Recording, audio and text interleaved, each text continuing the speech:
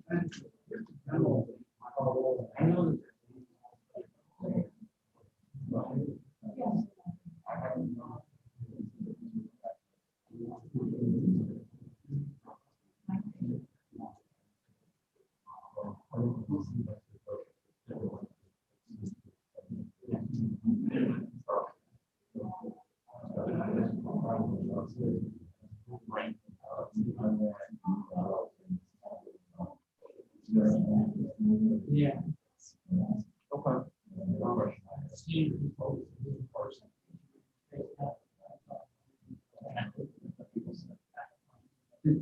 Right. That inmate one.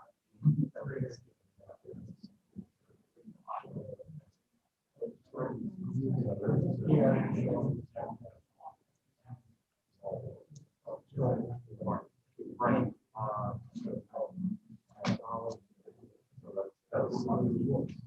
Okay.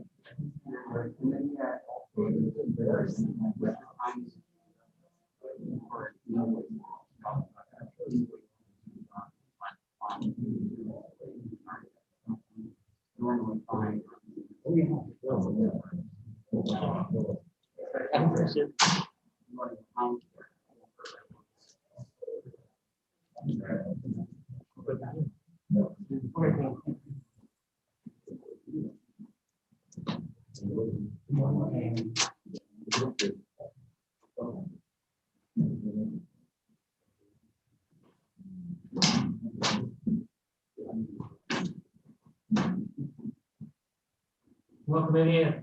think we'll go ahead and get started here. Call this meeting to order. Apologize for all the misconfusion during the October meeting, getting the conferees and everybody to show up. It was a little more hectic than what happened, so we pushed it back to November. First thing on the agenda today is the approval of the minutes. I would accept the motion. I second. Moved by Representative Pittman, seconded by Senator Representative Hoffman. Sorry about that. Any discussion? All those in favor signify by saying aye. Aye. First up on the agenda, we have our quarterly reports. Welcome back to the committee, Secretary Burns Wallace. Good morning. It's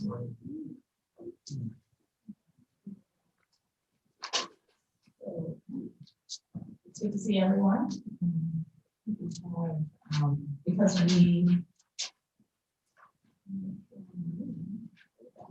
Because we worked together in October, there are a couple of different things that I'm prepared to walk through this morning. And so ask for your grace and your patience. Lots of paper and materials that we have provided to you in the in-between. All of this, as always, in an effort to be as transparent and as complete as possible, and provide as much information as we can. So there is, I kind of laid out the first grouping are truly just report outs. And then the second grouping for my presentations this morning will be more updates. And we'll stop after each topic to make sure that there is time for questions or anything that we can clarify.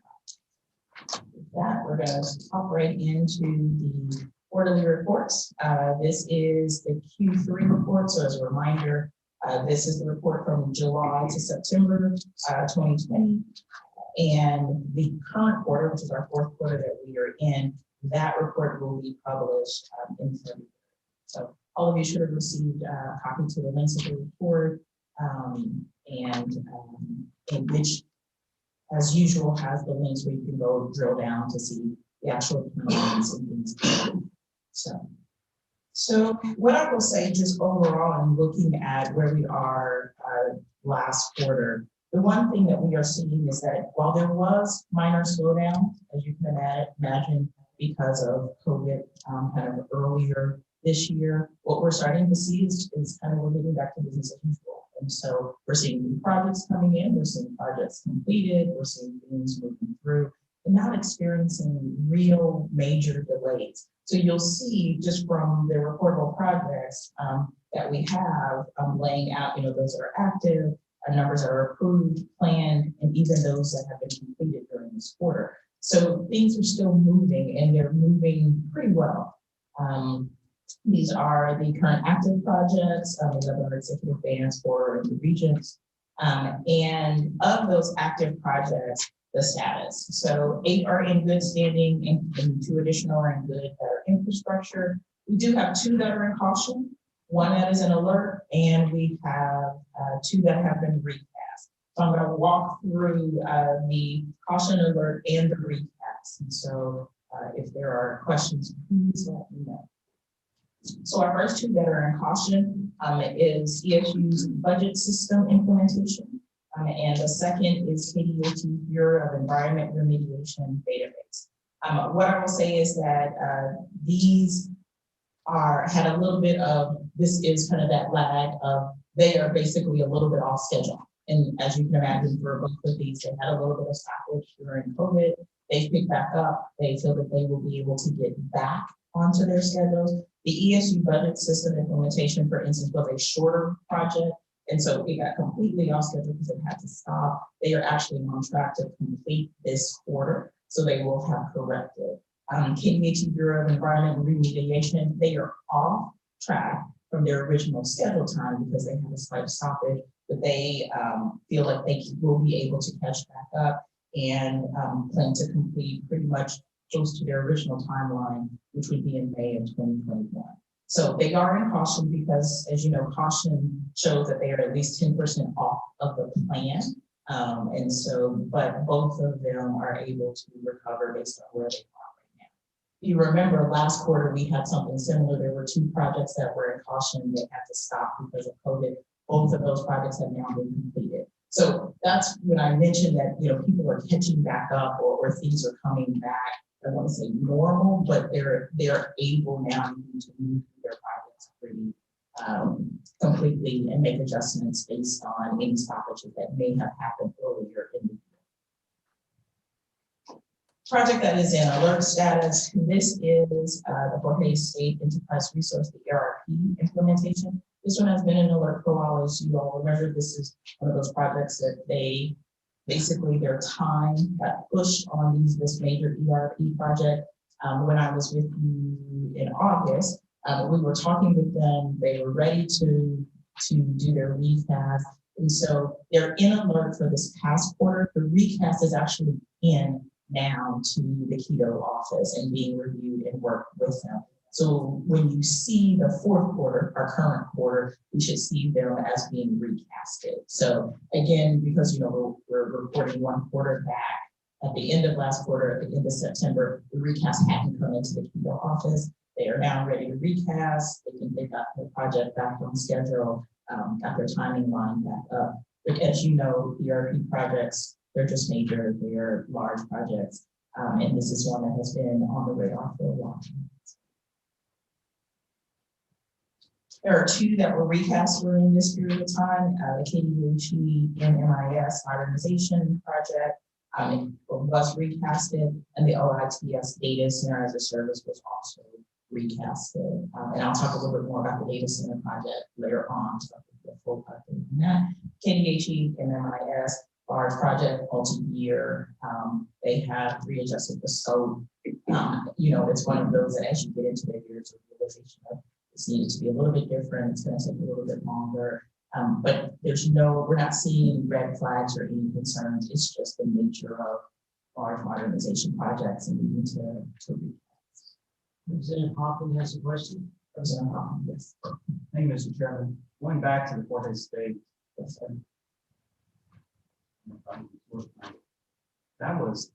that project is 6 years or 5 years old, or almost 6. How many times have they pushed it off? I mean, what's the problem? Why are they continually not getting it? It looks like that they're over budget, and what's been the big problem, I guess? So with the ERPs, and particularly with the universities, as they start to, when you think about how their ERP system basically is the entire backbone for all of the data in relationship to student, financial, and HR. And what happened as part of that implementation is that they've taken it kind of piece by piece and then run into what I would call not necessarily delays, but kind of adjustment of scope as they hit each piece of that. And so my understanding is that they have tried to kind of work through that. It's had stops and starts. They've done some readjustment. They adjusted on the scope of it. They think that they are in a stronger place. But this is definitely, if it's something that you all would like to hear from them, if there's a December meeting, we could invite them to share a little bit about the project. It is the only project that we have seen continuously over this entire year that has stayed in alert. Anything in the full alert. All of the projects that have moved into alert have moved out, have completed. So if you all would like to hear directly from them around some of their challenges, particularly now that we have a recast on file, so they could talk about some of their challenges and how they plan to address those from the recast, we could request that. Thank you, Mr. Chairman. That might be a good idea for a meeting in December. I'm sure James is already thinking. Further questions?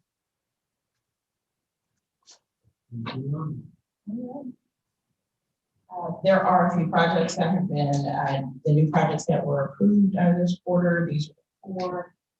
Of these 4, 2 of them have received approval of their high-level project plans. And again, if you click in through the report, it'll take you directly to their high-level project plans. And those 2, which are a KHP radio upgrade and KUNC security infrastructure, have both moved into their procurement phase as well.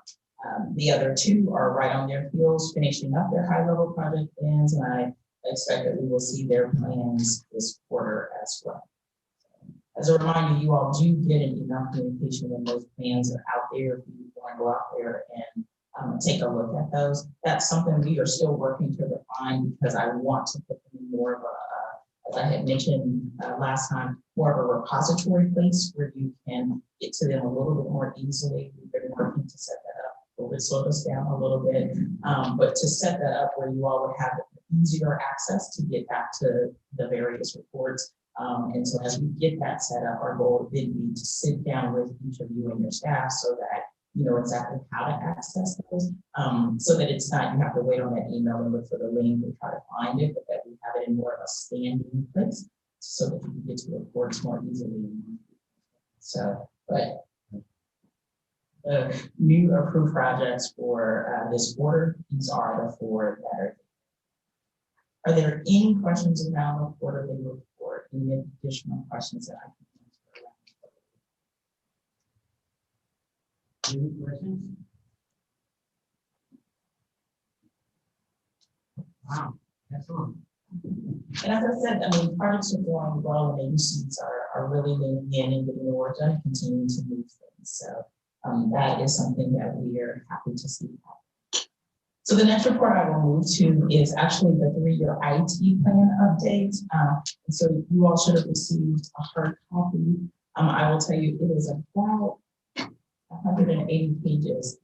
If you remember when we submitted the 2019 3-year IT plans, it was over 200 pages. And my goal was to make it smaller. Well, I did that, but not as small as I had hoped.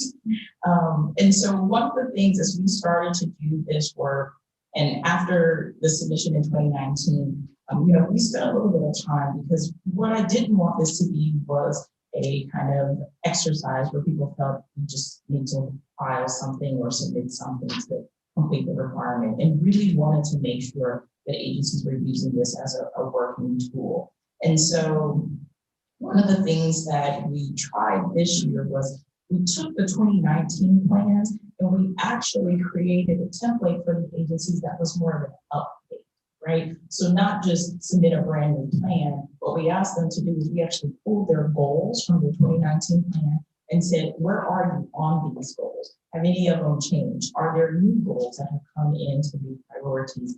And the one thing that we also asked them to do is tell us some success stories. Like what is working? So one of the things that you'll see in this report is we open with a few of those success stories. And that's not all of them. What we tried to do was pull a sampling of some of those. You'll see more details in the individual reports because they have sections for that.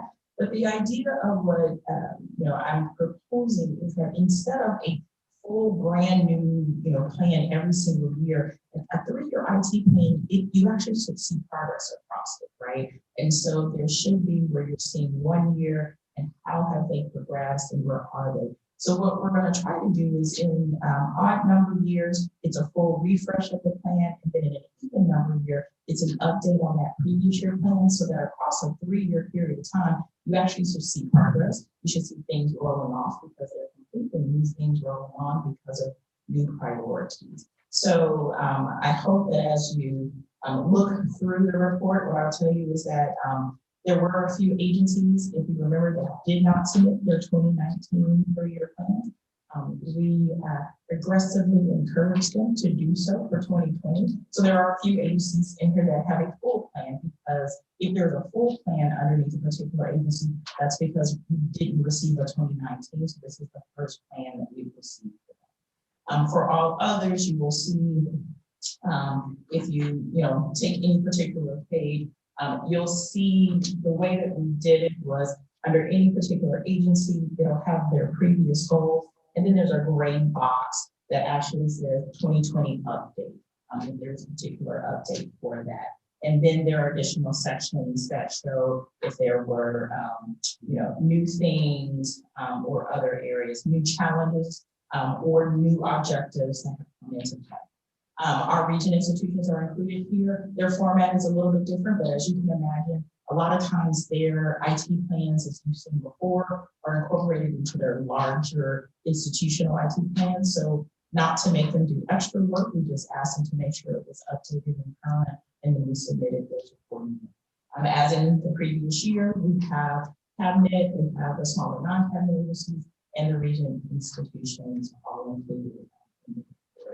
What I will tell you is that a lot of the successes were around agencies feeling very capable and at being able to respond to the pandemic, both from a standpoint of being able to take their workers into a remote stance, but also in being able to continue to deliver services in this more digital age. And so that was a lot of the success that people were like, we were ready.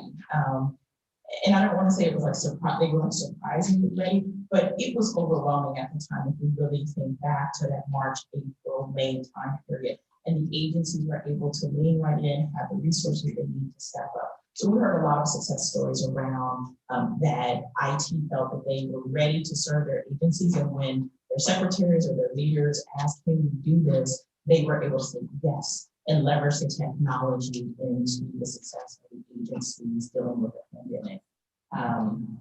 The other thing in terms of challenges, initially delay of projects and shuffling of priorities that you can imagine just because of everything that's happened this year, as well as for many agencies, and it's one of the things that I really appreciate in the conversations we've had across the agencies during this time, has been around reassessing the goals and priorities, right? What have we learned from this pandemic around some of our resources? What have we learned about some of the tools that we're using and how we're leveraging technologies? And not just simply saying, okay, this is a moment in time we have to deal with it, and then we're going to go right back to business as usual. You'll see under some of the newer IT goals or things, it's really the reflection of understanding this is where we're going, and there's some spaces that you really need to think about maybe shifting differently, or have learned we can do this differently. And you can actually see that reflected in a number of, they present them as challenges, but you can see they're also showing up in some of the newer goals or modifications of some of their goals as well. And then, budget restraints. That's nothing new. That was in the original 3-year IT plans. Budget is just always a challenge. This year, just knowing that budgets are going to be tighter and things of that nature, it's a concern. What I will say is that there were a number of agencies that did take advantage of the CRF operational expenditures request to get some needed, whether it was software or hardware, in relationship to making sure that their agency could sustain their remote environment as well as the digital delivery of services. Representative Burris has a question. Actually, thank you very much, Mr. Chairman, that you anticipated it. That was exactly my question was, are you seeing those changes in your requests from agencies as they have realized that perhaps after COVID, there's been some efficiencies that we should embrace that we've realized because of COVID? And so you answered that, so I appreciate that. Thank you, Mr. Chairman. And I think it's been an opportunity, a challenge and an opportunity, right? Like a little bit of both. Learning what we can do, learning what we should do, learning, and it hasn't been just an IT conversation, which is the beauty of it. It's a business, operation conversation where IT is a key partner that is leveraging into the conversation, because the business operations is really driving this. How do we do our work? How do we deliver it? How do our employees engage, and what does that look like? And IT has been at that table as a key partner in saying, how can we help reach those business goals, leveraging the technology, and what does that mean for us going forward? So it has been something to observe, and you see a little bit of it peeking out as you hear them talking about both their successes, also their challenges, and as they're looking at new goals. I appreciate the updates. I appreciate the updates in here, and also that you highlighted it with the salary, like on the Department of Revenue state driver's license project. I wanted to know the new target date. Then probably have to read because the highlight to me right to the update and it's there. And you can find information quickly. The more useful this is, the more we'll use it. And It'll be excellent. That is our intent, both for those that we serve, as well as for the agencies themselves, because this exercise in doing this helps them also think about, oh yeah, we're doing this. I mean, we started asking for success stories, and people were like, well, what are you looking for? I was like, what worked? Like, we were truly trying to do that. Simple. What is working? Because so much of our IT narrative for our state is this is broken, it's old, it's, we have legacy system. We are doing great work, and we are serving our citizens and delivering services in a time that has been very much of a challenge. And so it was important because I needed the agencies also to take a moment and recognize what is working, because this is a tough time and there's a lot of pressure in this space. So please take a look. I know we're all probably just getting the hard copies. We did submit the electronic version. In the electronic version, you actually, the links are live. So like you could click the agency's 2019. If you remember, we set them up on it's on the web page, but you can click their 2019 if you wanted to actually look back at the full one. You all also received a hard copy of it. I'm sure somebody in your office has it. But try to make the electronic version a little bit more flexible that you can move into as well and click through some things. As you all sit with this or see other things, if there are things that you would like us to come back and talk about, or a particular agency to come back and talk about in December, just let us know. I know it's still a lot of information. It is smaller than before, but we feel it's good information that is useful. Thank you, Mr. Chair. This is great, by the way. I really like the way you highlight the 20 updates as well, 2020 updates. One thing that concerns me, though, just putting it out there, as we look at this, we have different agencies that have, like if you look at Department of Commerce as a one pager, and you look at Department of Wildlife, they've got 4 pages. And there are varying levels of, I guess you could say, sophistication in terms of the projects they're looking at. And then there's a lot of folks looking at data warehouses and visualization of data for insights, but they're not consistent about how they're necessarily approaching it. It seems that in first glance, I want to dig into this and kind of see this. It seems like there might be a way to look at this as swim lanes or something like that in terms of visualization, data as a service, some other initiatives that they have, and then especially ones like the kid tracking program and children and family and some of the other pieces. And see how they're aligned with what we could call an important, I'm not going to call it a corporate objective, the administration objective, I'm sorry, to see how we're synergizing with what we're putting out there as an architecture. Does that make any sense? Well, it makes perfect sense, and you're in my head. So, because for us, I will tell you, this is it's baby steps, right? Last year we got plans filed. This year we're talking updates. Now this arms us with the opportunity to do just that, to be able to, and we spent a lot of time doing some of this, finding those synergies. Who's doing this? All right, you guys, we're doing the same thing, but you're having the same conversations, but you're going in multiple directions, right? Let's bring that together. And we started to do this to make small working groups around some of these strategic areas and say, all right, these 3 or 4 agencies are really excited about data warehouse, run that down. And then I need you to bring it back in, right? And others will learn from it and maybe pop into it. And for others, it may not be a priority right now, but we're going to take the learning from the group that's out in front on that lead and use it accordingly. Right? So we're just starting to do this, but what this allows us to do is it helps to inform, to gather a level of information in a more holistic way or a comprehensive way that we haven't had full insight into, and getting that idea of we're sharing this information and that it's not about trying to centralize or control every piece, but intentional coordination is key to leveraging state resources and getting us to the next level. So we are very much on that same page.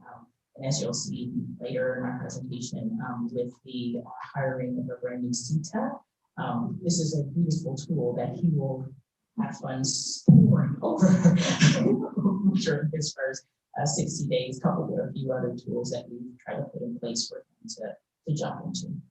Mr. Chair. Representative Hoffman. Thank you, Mr. Chair. I was looking on, page 42, Department of Revenue, and says that they're off track with the migration, but they still plan to be into the new infrastructure by December 2020 for the migration. So the only thing that concerns me about that is that's not very many months before people are going to start sending in returns. If you're self-employed, I think it's end of January, I believe, or 1st of February, somewhere around there. So do you feel comfortable that they're going to be ready for that? And one of the things to think about with this on track, off track is not as clean as, say, when we were talking about with the 3-year quarterly report. This was kind of based on where they had put into their 2019 project plan. They slipped a little bit in terms of that. They are very much kind of ready to go, and we're very comfortable with where they sit, as are they. So it's in relationship to kind of last September where they thought they would be. And again, this was reported to us. This was received in my office late August, 1st of September as well. So they are very much on track and ready to go. So there's no concerns. Senator Sykes has a question, please. Thank you, Mr. Chair, and thank you for letting me be this way. So I'm being extra cautious because my son was exposed to COVID, and I'm just trying to be very cautious. But thank you, Secretary Burns-Wallace. My question is, and I believe when you first did the 3-year plan with different agencies, several of the agencies were like, IT plan, what? I'm supposed to have that? I thought you were our IT plan.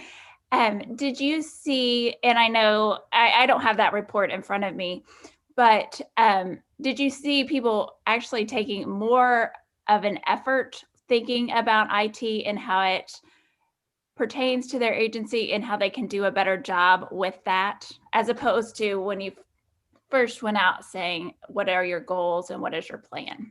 Thank you. I would say yes and yes. And that's why I mentioned, there are a few here that didn't even have a plan last year, and that we made sure that they submitted their plan this year.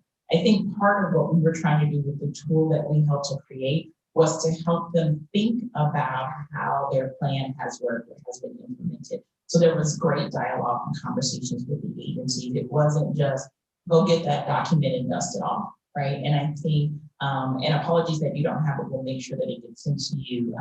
But the power of the updates, you can really see them engage directly into the plan. You can see their goals and you can see direct updates around that, where every agency has to take and really look at their progress. I will tell you, in many cases, it's not that this type of progress hasn't happened before. It's not that these agencies haven't been doing it. We just always don't have or don't create the space to be able to be reflective in it and to take the time to then use it more strategically.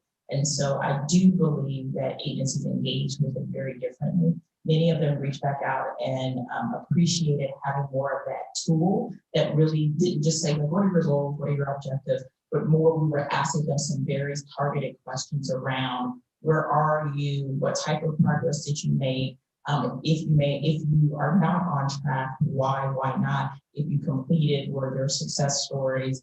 What things have changed? Why have they changed? I think we helped refine this process for some of those agencies as they engage this by also providing a stronger tool. So I think my short answer is yes and yes.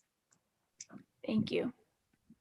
Mayor, it'd be great if once the committees are formed, if you could get an electronic link to this to all of our appropriations and ways and means committees also. I think it'd be very useful format.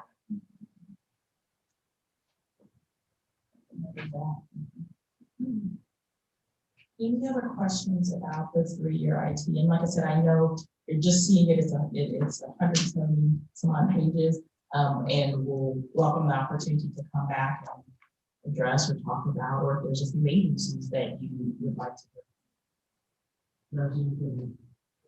Okay, if there's one suggestion, I haven't gone through it in complete detail, but anything that has to do with the overarching architecture that we're shooting for after the architect gets a new plan for next year. Might be some any kind of diagram that might somehow explain some of this information to the group, so that we understand the overarching strategy and understand kind of the resources we have and how we're transitioning them. That's a big task to try and simplify it into pictures, I know. But some kind of pictograph that would actually help with architecture, I think might be useful in the future, and maybe not next month, but as the architect gets going. Thank you. I like pictures. So.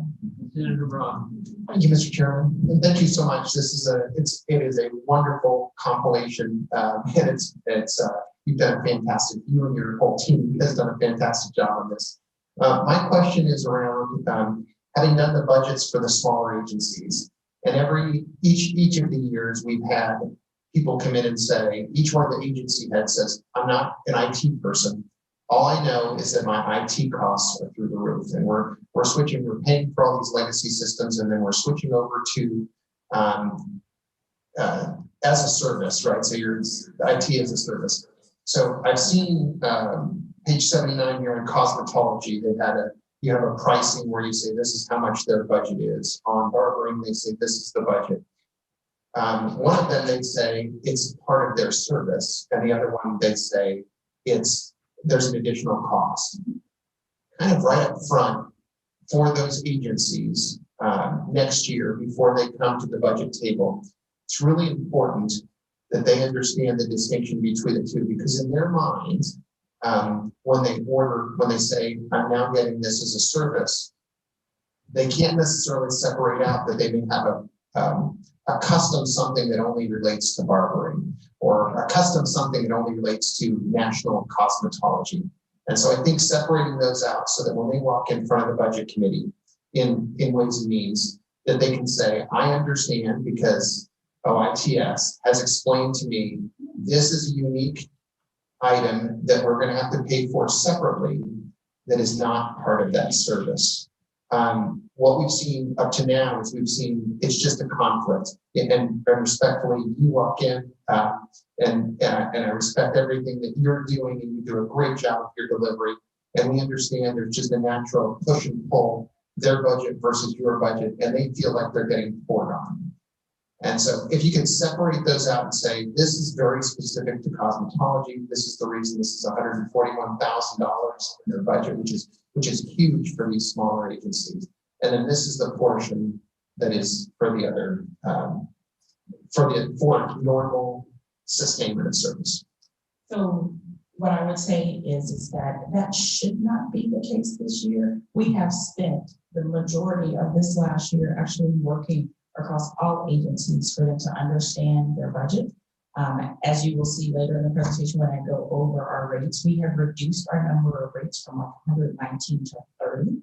We are beginning to use a financial management tool that helps people have a little bit more insight into those finances. And we have been meeting one-on-one with every single non-cabinet agency so that they understand what they're being charged, what they're being charged for. My financial management team spent, when I say from February all the way through doing this work. So our goal is that our non-cabinet agencies in particular, but even our cabinet agencies are aware, have a level of understanding as they walk into those. And just like we did last session, we also will have a member of the OITS financial management team in each and every of their sessions. And we did that last year as well, because if the question came up as they didn't know, we wanted somebody to be there to answer it. And I commit to do that again this year. So my hope is that they do have that clarity and that we've provided it, but we will work to continue to make sure that they are ready and that we've provided the accurate information for each of us. Mr. Chair, I think that sounds good. I was sitting in that chair last year and looking, there was just kind of looks back and forth where the person standing at the podium would not want to really answer and say, we're really unhappy about the cost of this IT. We really don't understand. We don't really control it. I look forward. Last year, we were still under the old rates. So that's okay. that is our hope, is that even in clarifying the number of rates, exactly what they're aligned to, we're hoping. So give us a little bit of grace, but our goal is that as they walk in, they understand their individual budgets. And that's what we've been working towards this entire year. I think you've earned our grace and our respect over this time period. And I believe exactly what you're saying. And I look forward to that being the case going forward, so that the agencies do have that clarity, and that they can understand if something is within their normal operations or outside. Thank you so much. Thank you, Mr. Chair. Any further questions on the 3-year plan? Seeing none. So the last report that I want to bring to you is actually the Kansas Cybersecurity Act agency self-assessment. And so this is actually the first year of submission of this report. By statute, under the KCA, this actually doesn't come to you all. It actually comes to the CISO, the Chief Information Security Officer. That's how it was written in the KCA. But for our purposes, it makes sense for us to deliver this information to you all, to have an understanding of what this is and what we're seeing. And it's another data point coupled with many other data points around understanding where we are in terms of cybersecurity, where agency stances are, and things of that nature. The KCA says that in, I believe it's every even year, that agencies will do a self-assessment of their cybersecurity stance and then report that to the CISO. This was the first year per the KCA that it was to be submitted. We had 42 agencies submit, and we have 10 that are outstanding that I send a nice reminder to. It was due October 16th. I told them I would be talking to you today and encouraged those last 10 to make sure that they completed their self-assessment. The questions are based off of the Cybersecurity Act, as well as high-tech policies, 7320A and 5300. And what we did this year, particularly with being a first, and this being a self-assessment, if you take my larger cabinet agencies, many of them have this expertise to understand what they're looking for. But for many, and even for them, sometimes when you start to ask questions, are certain things in place? We may be interpreting things differently. So we actually, again, created a tool, and it was about 40, 45 questions, and it was literally built off of the policies and the KCA, saying, this is what needs to be in place. Do you have that? And it actually, you all should have this memo here.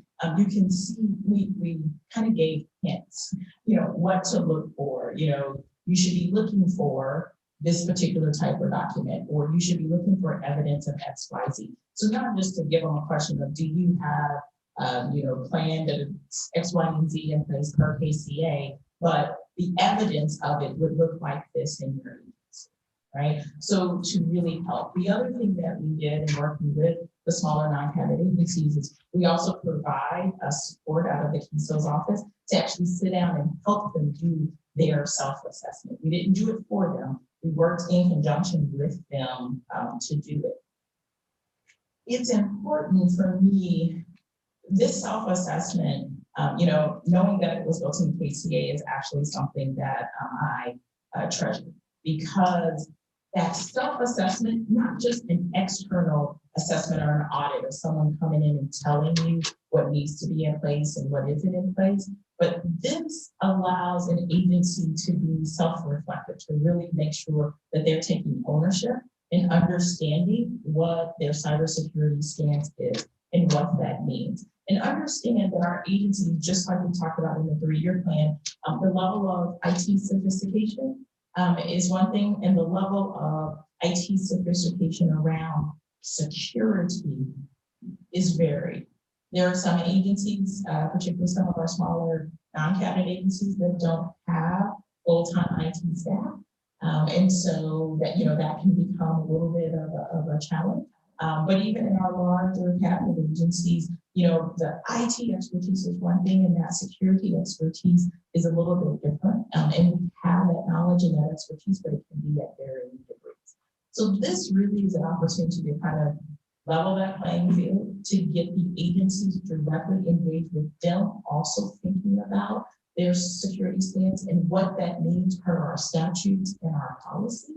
But it also gives us a baseline and a starting point for where they believe that they are and what we know about various systems and what things are in place to begin to use our CISO's office in a more proactive way in certain pockets to begin to make sure that there's confidence. You'll see with every question in the survey, we gave them I think it was called, I don't know, or unsure, right?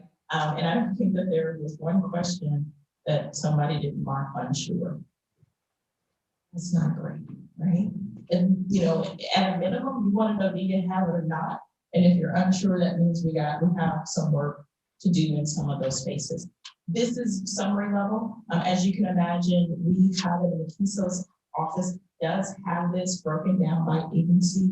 And similar to the conversation we just had, it is something that we can begin to use strategically to do some work.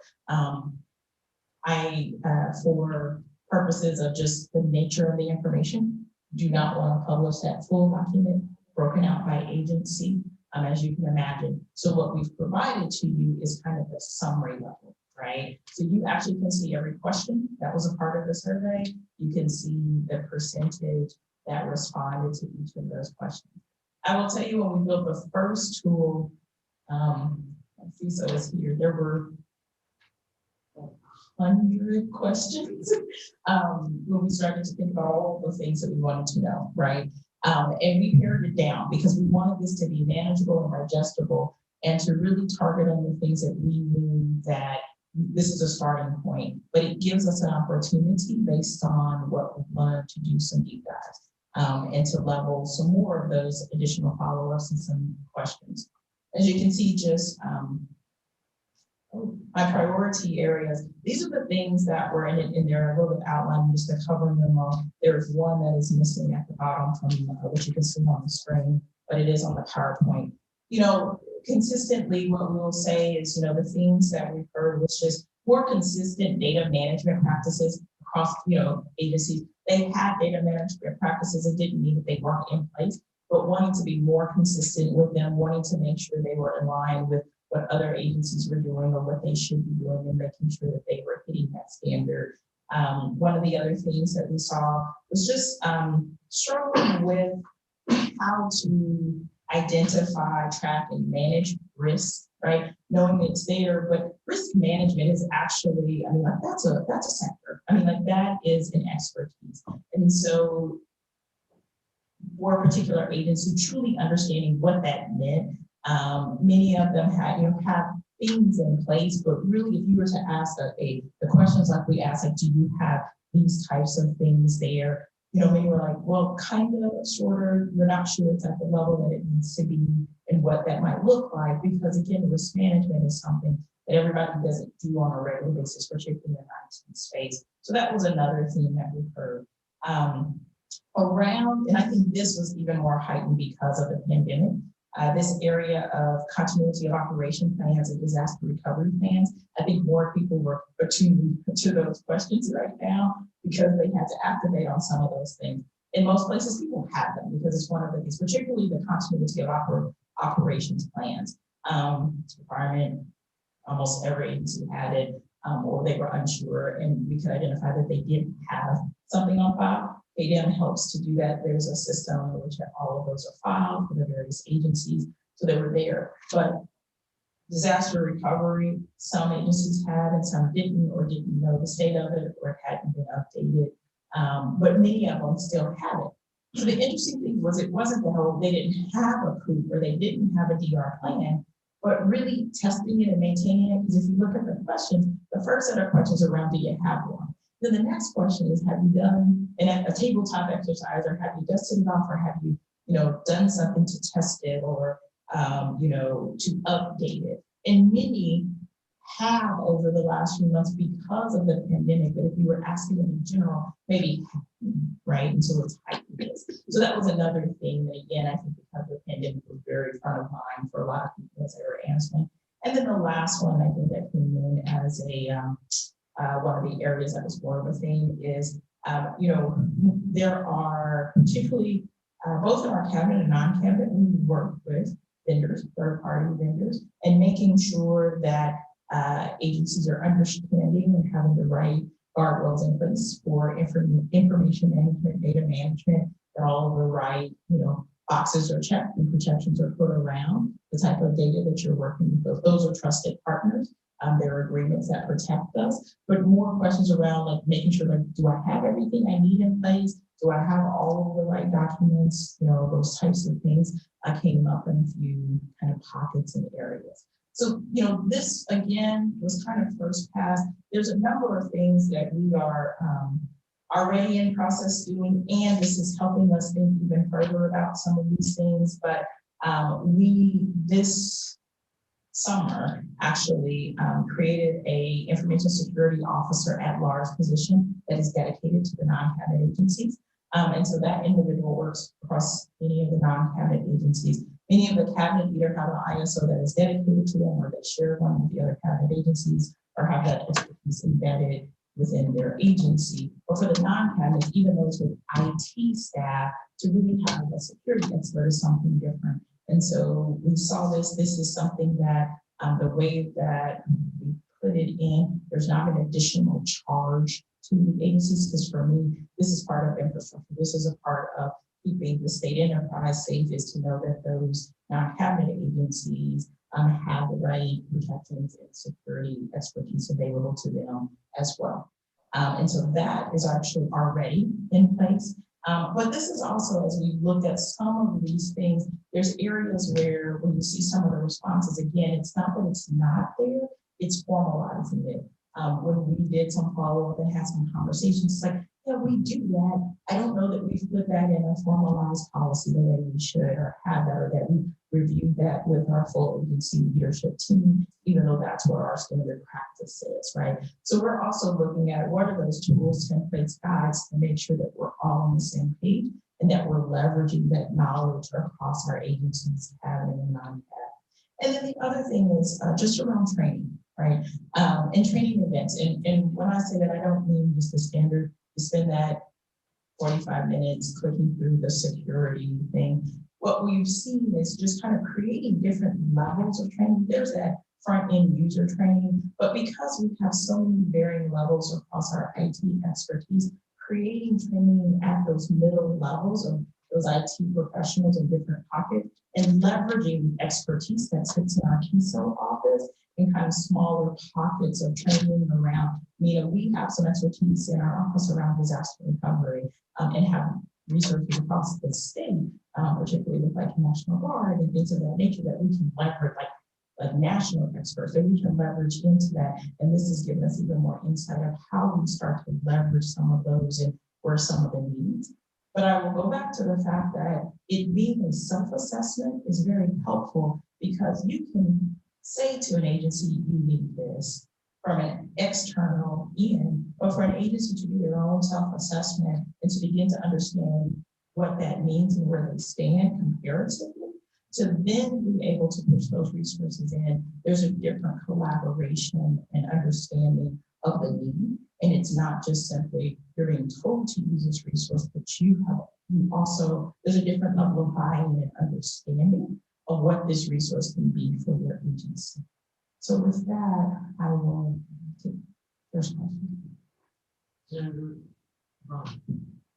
Thank you, Mr. Chair. So I would like to compliment you on that, and without going into closed session conversations, there were a lot of agencies that I do not believe had the capability to actually resolve the challenges that they were being noted with. And we had multiple sessions where we heard again and again, this is the problem, this is the problem, this agency has this problem. And the fact that you're integrating the security piece and the training piece in with the as a service program is fantastic. So that I think that I will note that as an incredible leap forward in the last 2 years, because initially there wasn't the acknowledgement of responsibility for that. There was it's this Department of Cosmetology is not, or whoever, and I'm not saying them specifically, I'm just saying in general, or some small agency was expected to function as if they had an IT person, the same as if someone had 150 people and an IT person assigned. So I think that's an incredible, you're pulling them forward, and it's an incredible piece of progress that should not be overlooked under your leadership. And I thank you for that. Thank you, Mr. Chair. Representative Hoffman. Thank you, Mr. Chair. So please take one, for example, the multi-factor authentication for missed rights. It looks like that more said no than said yes. And that's, that's one, just real quickly looking through it, and that's one thing that kind of, doesn't look like it's real good. So what is your next step, I guess, for some of these issues that come out like that? It's very similar to what we're talking about with the 3-year IT plan. We've already been looking at multi-factor authentication at the enterprise level and, single sign-on. We've implemented in this last year end user management, those types of things. This helps us identify some of those areas where we have that clear synergy, and also is helping us to prioritize where some of that is. We have been a very decentralized system, and so from things like MFA to other areas where 1 or 2 agencies might have taken this step and others didn't. This is one of those pieces that is factoring into many of the other pieces that we're putting together of truly identifying what are the things that really need to be at an enterprise level that we just need to have in place overall for the protection of the state and our system. It's not about taking an agency's control. It's not about an agency's applications or their systems, but something like an MFA is something that protects the edges, right? We're the backbone. As I talk about it with my thing, what are the things that you need to protect that are part of the backbone that are different, that really should sit in an agency around their applications and what they deliver? So MFA is one of those things that we're looking at that higher level and trying to pull some of that out. This is not just though about security. This comes back into our technical side as well, which is why you take the 3-year IT plan, so you take this piece, plus some of the work that we've already been doing, which really begins to build a roadmap of where we need to be in 3 to 5. But we need to begin to make certain decisions now that prepare us, because some of this can't wait for 3 to 5.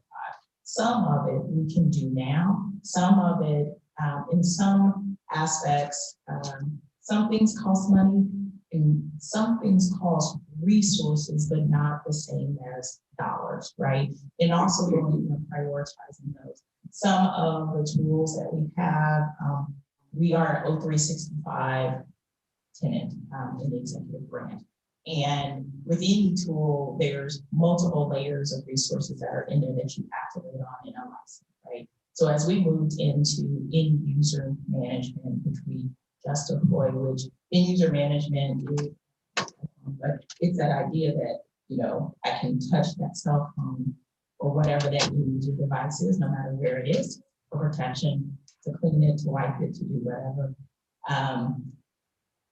As we started to do the research, as we started to look across what we could use across the enterprise, and we looked at the various companies that were out there, we realized that we actually could top off on top of our 0365 and actually get a greater benefit and also have cost savings, because it wouldn't be a new separate tool. It actually was activating another level of our license with an existing tool and already was touching all users in our tenant. So trying to think smarter also about that enterprise level, that it's not always just about more money, a new tool, or we need to overlay. We need to identify things that need to be at the enterprise level and then leverage what we have to make sure that we can deliver it. That's the work we're doing right now. I will be just honest with this group. You saw me a year ago for the first time, last October, and I came in and I was like, Rome was burning, right? We've been spending the year putting that fire out, and it's taken us all year. And now because the fires are out, we're ready to begin to do the forward-thinking strategic work. We couldn't do that with so many fires out for so long. So we used the year to kind of put those fires out in like that should. And now we're at the space where we have tools, we have resources, but more importantly, we're building the collaboration and the trust of agencies to do this work in a collaborative space. So more to come, but we do hear you, and this work, you're right, this has to be next level. It can't just be, oh, we did the self-assessment, we'll do another one in 22. And I fully believe that you won't do that. I mean, I appreciate what you've done so far. Going back to the 10 agencies, and you don't have to give me names, I mean, that would be appropriate at this point, for sure. But are those, can you give me generally, are those the gamut from non-cabinet to cabinet, large to small? They're all non-cabinet. Okay. And I would, and to their, in their defense, they're all non-cabinet, and not all of them, but most of them are also shops that don't have like IT staff, right?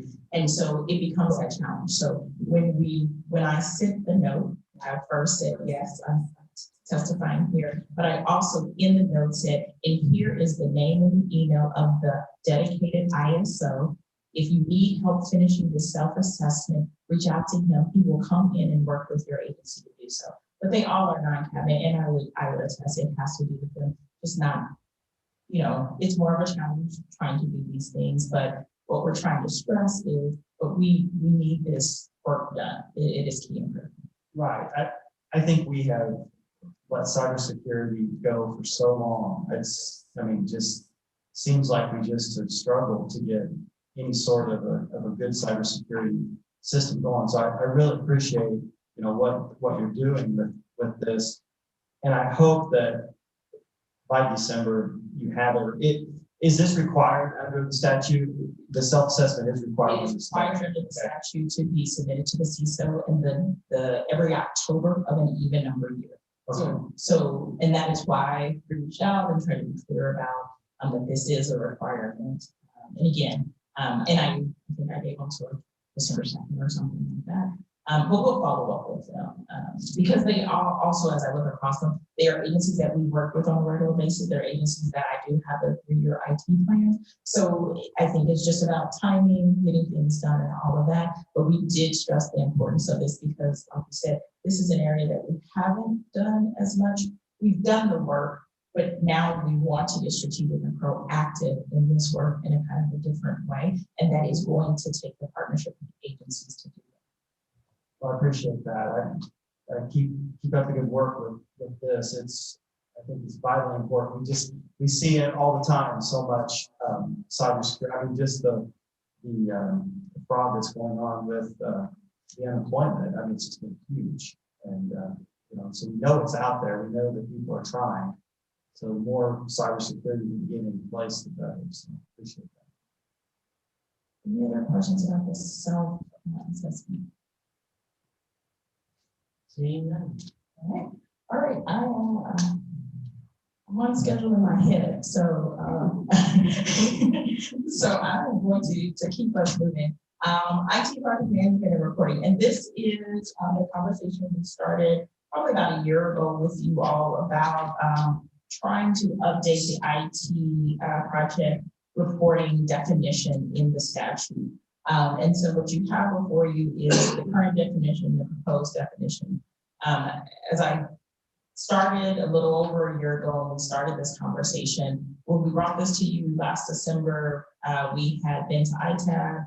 I think we were going to ITAC next. We've spent the last year really working with the other CTOs, working with the agencies. We have done a PM advisory group.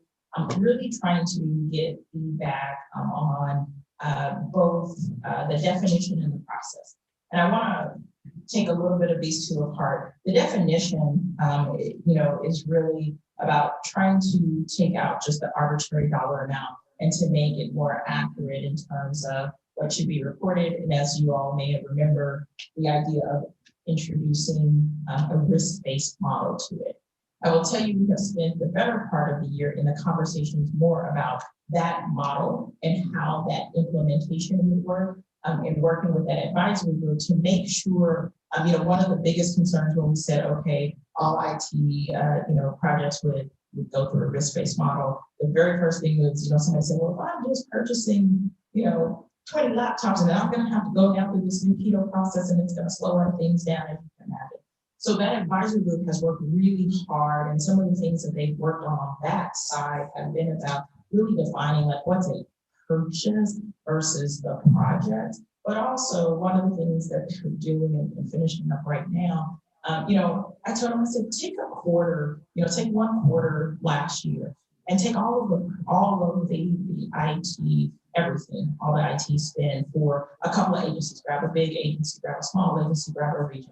Tell them to take 1 quarter, and then based on what we've modeled out for this new process, go through and sort how it would look, right? And so we have 3 agencies that are helping us do this so that we can begin to show other agencies how this would look or how it would impact. At the end of the day, the arbitrary 250 we have learned over time is that it really is a number. And there are projects that could come in under that have significant risk factors based on the nature of the project or the data, or how the contract is structured without any upfront dollars or the way that they recover their dollars. And so the dollar amount may not be the trigger. There are other projects that have a large dollar amount, but because of the nature of what they are, like we need to know about them, we need to report on. But if it's a straight infrastructure project that you're really buying, replacement of, a network layer or something like that. Yeah, there's a risk there and it's a high dollar amount, but basically once those things are bought and in, they're pretty much done. So we need to know about them and we want to have that as an understanding of a risk, but extensive other layers of IT reporting may not need to be necessary, like some of the ongoing projects you truly see in IT reporting for now. So it's kind of 2 pieces as we continue to talk about this. The one piece is, and what's in front of you is this idea of really kind of changing the definition of the statute. You all have a packet of kind of the red line of various statutes. Some of it has to do with kind of changing this definition. And then there's just a couple of other things in there. If we're going to crack these open, that there's some things that need to be cleaned up that are just like are not accurate anymore, the way that we do processing. And so it's about 13 pages, but you can see we tried to highlight across where the different suggested changes were. We worked with Legislature CEO and the district CEO just for them to put their eyes on it. I know that Alan actually provided a lot of feedback and worked with Sarah directly, but also worked with other agencies. But again, we're still doing even more of the work on the process itself and what that looks like. And the idea, if you all remember, with that risk-based project is that if a project would qualify for reporting, it would go through a risk assessment, and that initial assessment could put it as low, medium low, moderate, or high. And depending on where that risk assessment would be, kind of what would be next steps. If you're in that low, it may be once you just filed it, you get an automatic, you're done, you can move forward, here's the notification. And as you move through, there, of course, are increasing responsibilities. Keeping everything that we have that's in place for that higher risk will be very similar to what our current over 250 looks like. The other thing in this process that we had talked about is that for a particular project, you can have an area of risk, right? So the overall risk of the overall project might be a little bit lower, but let's say if your particular project has is something that stores, and I'm making this up to give an example, like it's a server project or whatever, but that server stores particular PII. Sorry, I'm like my letters. PII, so that private information or something of that nature. Well, the actual server project or that may not overall be a risk because what the project that's being proposed might be something that really is about hardware, software, or something of that nature. but because in the end, it will store that there may be one category within the categories that has a higher risk designation, but the overall project lands at moderate.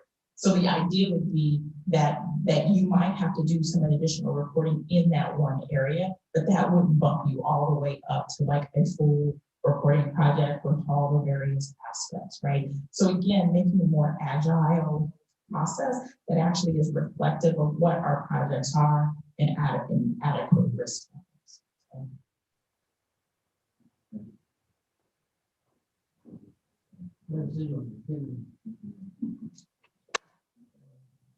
Jerry, I'm fully supportive of this kind of framework. And I'm excited to keep moving forward on this. It's been around for a bit, and I appreciate it when I was first brought up. As we work through this, I've realized through these committee meetings that sometimes risk is also it's risk to the agency for not having an operation like we saw with the unemployment system. There's a risk about investing in hardware technology when we're actually moving away from that as a reason as a service. There's risk of obsolescence that we've seen. And if we don't move, there's risk of obviously having operations stop and cybersecurity risk. And then there's also risk of overruns like we've seen at the Fort Hays State ERP piece. And so, I mean, as we get into this, there's going to be various discussions about what risk means, how it applies, but we need to have a template that actually says, okay, here's a risk. However, we define it at the more granular levels. And then maybe the conversation then becomes about what do we want to see as a committee for oversight, because that's really what this is a framework for. And flagging things that we need to actually maybe have a little bit more explanation on. So I really like the idea that as we come up with a 3-year strategy of understanding deviation from strict 3-year strategy as an administration as a risk point as well. But we'll continue talking about that and appreciate the work you're doing on this. Hopefully we can look at the statute changes and maybe make some changes this year. So, and one of the things I'll say that both had, and again, you know, it's 2 pieces to it, but both have ITAB and ITEC, which are coming up over the next few months. We'll be bringing more of that actual process and the templates for what the advisory group has identified as the current categories of risk for any additional feedback and tweaking. And so particularly if you all meet again in December, we can bring that back because it'll give us an opportunity to get that final round of eyes on that piece of it, which then can inform. But this is, it's more the administrative pieces, but it is the trigger for us to implement that piece of the process. And so I leave these with you, I mean, in the sense of we can definitely sit down with any of you and kind of walk through the changes, or, you know, Alan can as well, because he's kind of helped us walk through them and look at those. But again, it has the larger implication of it really is the IT reporting process and the oversight. This is more of the technical pieces for the statute to get it cleaned up that opens the door for us to move into that process with the open community. Thank you, Mr. Chairman. On page 13, I believe this is doing what we had talked about when you and I talked. Subsection C would give this committee a little bit more of an upfront heads up, I guess, of IT projects before they're approved. I believe that's what subsection C is trying to do. On page 13. It's in green. I'm not looking at the right one.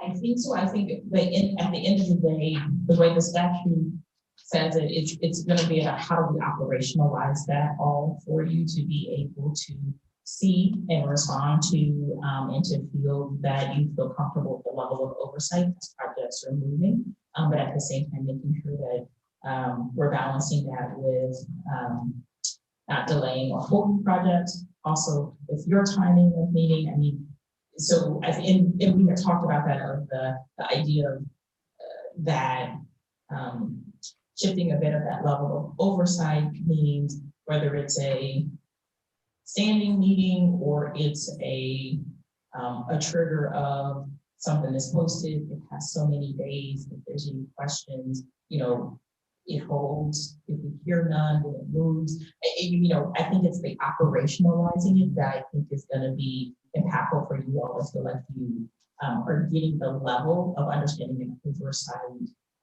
that you're comfortable with. Right, and we've talked about that. It's gonna, it will change how this committee meets, because we'll have to meet probably more often.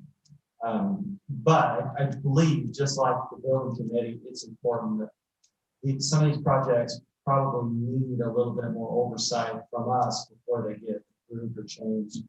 And, so I appreciate that being in here, because yeah, there's a lot to work through with that in here, but I think it's a step that's something we need to look at on the legislative level. So I appreciate that.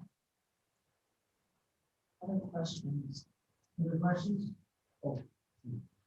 Senator Braun. Thank you, Mr. Chair. So I think that when we look at the nature of the 250,000, it was kind of subject to gamesmanship. Okay, so someone would say, well, we're going to do 3 easy payments, or we're going to lease this, or we're going to do over a period of time. And so I think the challenge is, and I don't question any agency on their integrity or intent, but we do have to put better guardrails around them to understand the intent. It sounds like with your relationship with the agencies, that is actually being addressed, and because they're becoming more aware of what's right and wrong. And I don't think they were supported. Nothing against prior people administrating this job. I'm not sure that I think they wanted what they wanted.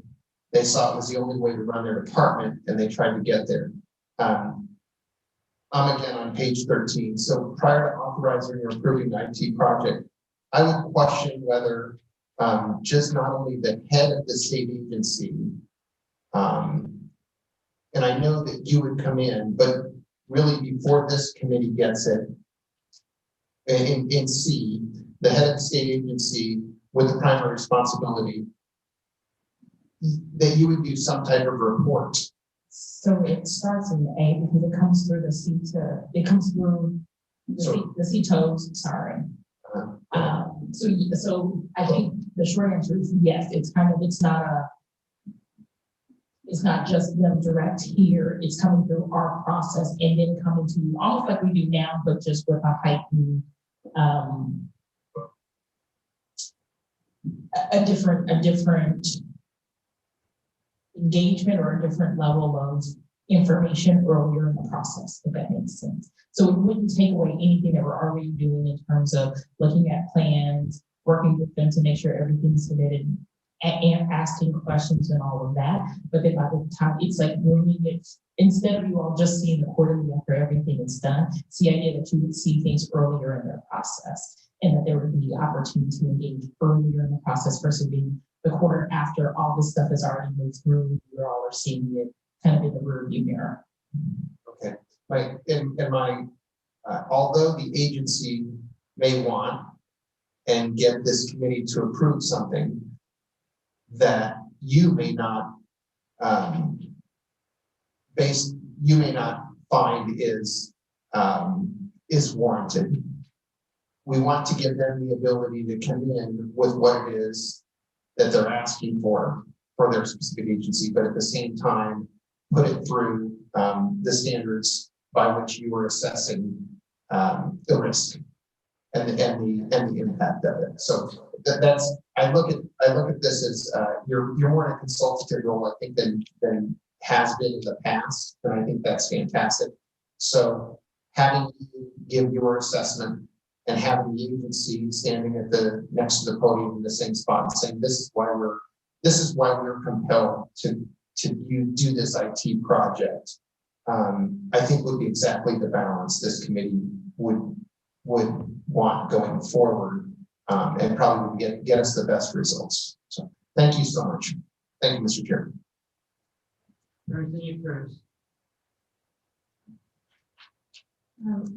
Great job. I appreciate all the work that you've done, and today's briefing has been very helpful. I think it would be helpful that number one, we're looking forward instead of, backward. I think that's going to be extremely helpful. And I think anything that we can do to kind of streamline, the approval process, I think I'm in total agreement with that. I do like the idea of this committee meeting on a regular basis because I think it is kind of hard for us to follow these projects. It's complicated, and this is an area in our government that we're going to have to make some critical investments. It's just going to become more and more important going forward. So I like the idea of, a group of legislators becoming a little more knowledgeable and able to look more big picture, at as we move forward with those investments. I think also tying that as much as we can. I like the idea of making sure that we're sharing this information with Ways and Means, in the Appropriations Committee so that, they're able to take all of this body of work and make more informed decisions about investments that we're making. So, and I guess a question for you, Mr. Chairman, is just, we have some proposed changes on the legislation that we passed several years ago, and just any thoughts that you have as far as like how do we move forward with those? Is that something that this committee will undertake or propose, or is that something that will come from a different way? But just wondering process on that. My thought was we would probably discuss this, but I don't know if the administration is going to introduce it like in the consent committee first. I went down that path. We were trying to get one done earlier, last year. There's details that needed to be communications with the secretary just coming on. She had some other plans. It sounded like they fit right in with the proposed legislation. Senator Hall and myself, we tried to throw some things out there to see what would move forward, because we need more oversight. We need more regular meetings for sure. We're moving forward, but I don't know the exact process. But I would like to have a discussion on this. We do get out of December meeting.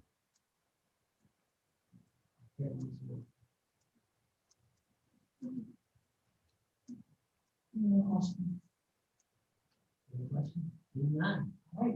I'm going to move through various other updates. Data center migration. So, our data center.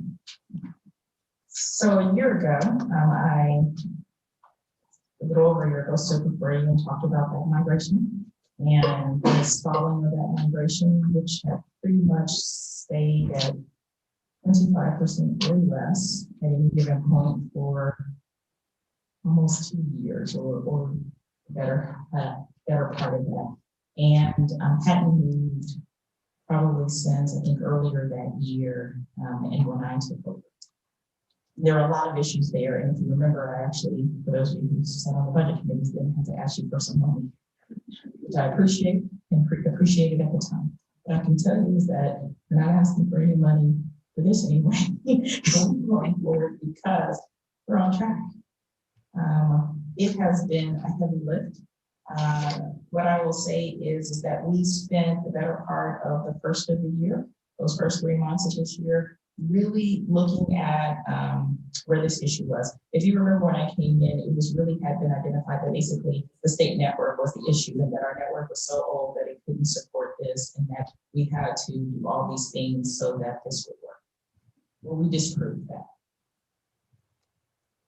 And found that there were other things, including the fact that there was just latency between where our data center was out of state that just could not be figured out, fixed, put a finger on to clarify at the level that satisfied us. So as I reported to you in August, we worked with our partners, Unisys, and stood up a data center in Overland Park. A data center then took us about 3 months to move our stuff from the other data center to the Overland Park data center. It was pretty much up and functional as of July. And over the last 3 months, we've migrated to 60%. So we're moving as of November 6th. And so my data is a little bit out of date because I tell you, we move servers every day.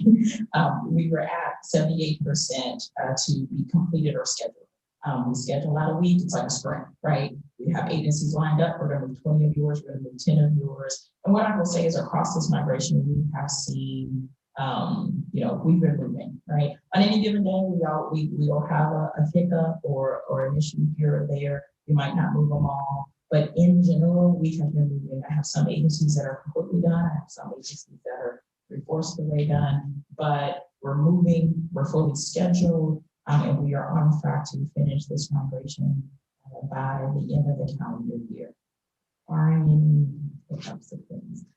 The one thing that I will say is, again, these are just, we're having good moments, and not because all the migration is done, but we're learning a lot. As we started to move stuff, there were some servers that were like, ooh, that might have been unsupported, or we're not using that, right? Or we're not using it the way we thought we were using it, and we can find some efficiency with maybe 20 or 30 of these that have planned to be moved don't need to be moved anymore, and we can decommission those, right? We are finding, some of them are sitting on different types of systems that maybe we don't have the in-house skill set as we needed that skill set to help move it. So it's helping us also understand some of our expertise and skill set gaps, and thinking about how to address those. So it hasn't been a pick everything up. You know how you move. I'm a mover. I've moved a number of times. I lived overseas for a number of years. And there are some moves that when the movers come in, you say, whatever's here, just throw it in a box, right? And then there are other moves when you have the time and the energy that you say, okay, let me go through every room, clean it out, and then just pack the stuff that actually you want to go. Well, we've moved this as the level, right? We are cleaning out as we go and making sure we're moving appropriately the things that need to move. And where, if we do find a system that, whether it's for the regulations or for another reason that it can't move, we do have our data center, which is in Eisenhower, because there are some, like some of our CJIS requirements that still have to be on-prem. And we built that out, and not built it out, but we've stood it up. It was a KDOT data center already pre-existing, so we could leverage everything that was already in there, invested just a little to make sure it met kind of our upgraded needs. And anything that can't immediately go to Unisys, we do have a home for it. Some things can't because of regulatory. Other things eventually will, but we may have to have an intermediate step to be able to bring it up to a level that it can move in. But basically, we have a plan for everything, and the land and data center will come down in June. I have to stop and tell you that my team is amazing, because they have been working day and night, nonstop, because I told you we'd be out of there by December, and I told them we'd be out of there by December, and I kept saying it, and I'm pretty direct, and I said it again.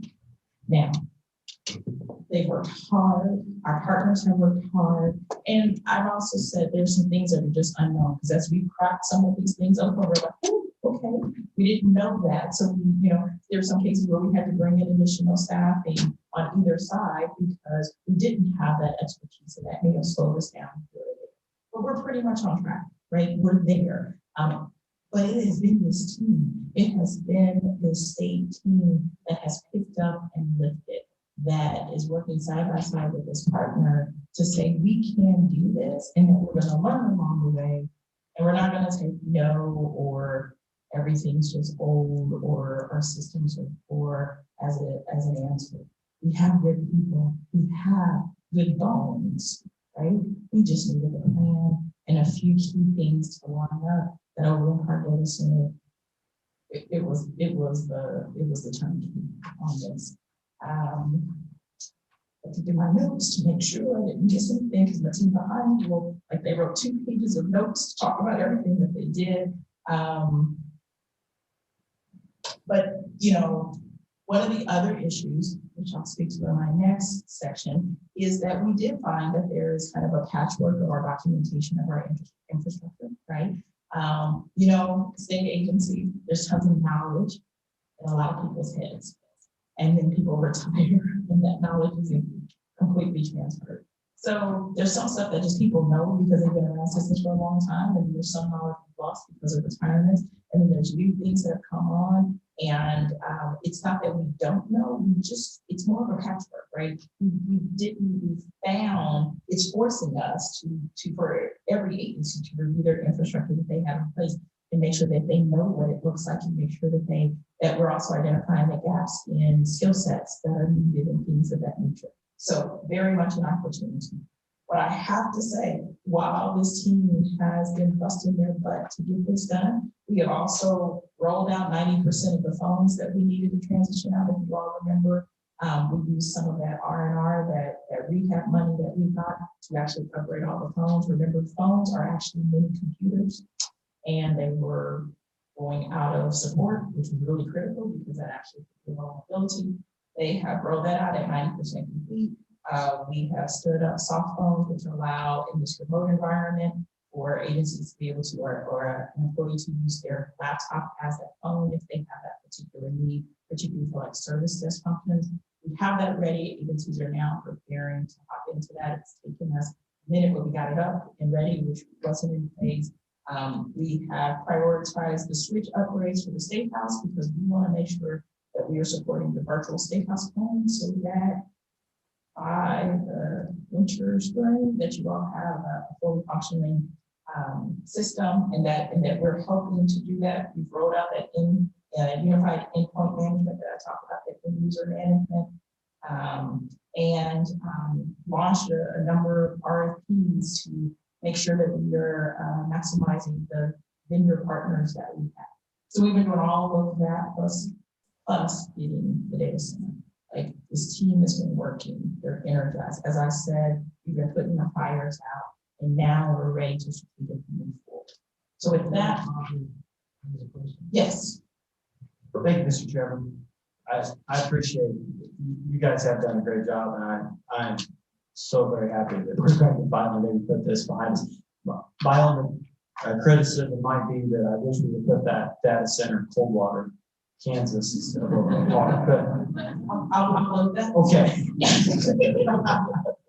No, so moving forward, and I know just enough about some of this to be dangerous. So moving forward, once everything is migrated, how much is going to be the responsibility of the company to keep us updated, and how much is going to be the responsibility of the agencies to keep things updated? It's a combination. I can get you some specifics. It's a combination.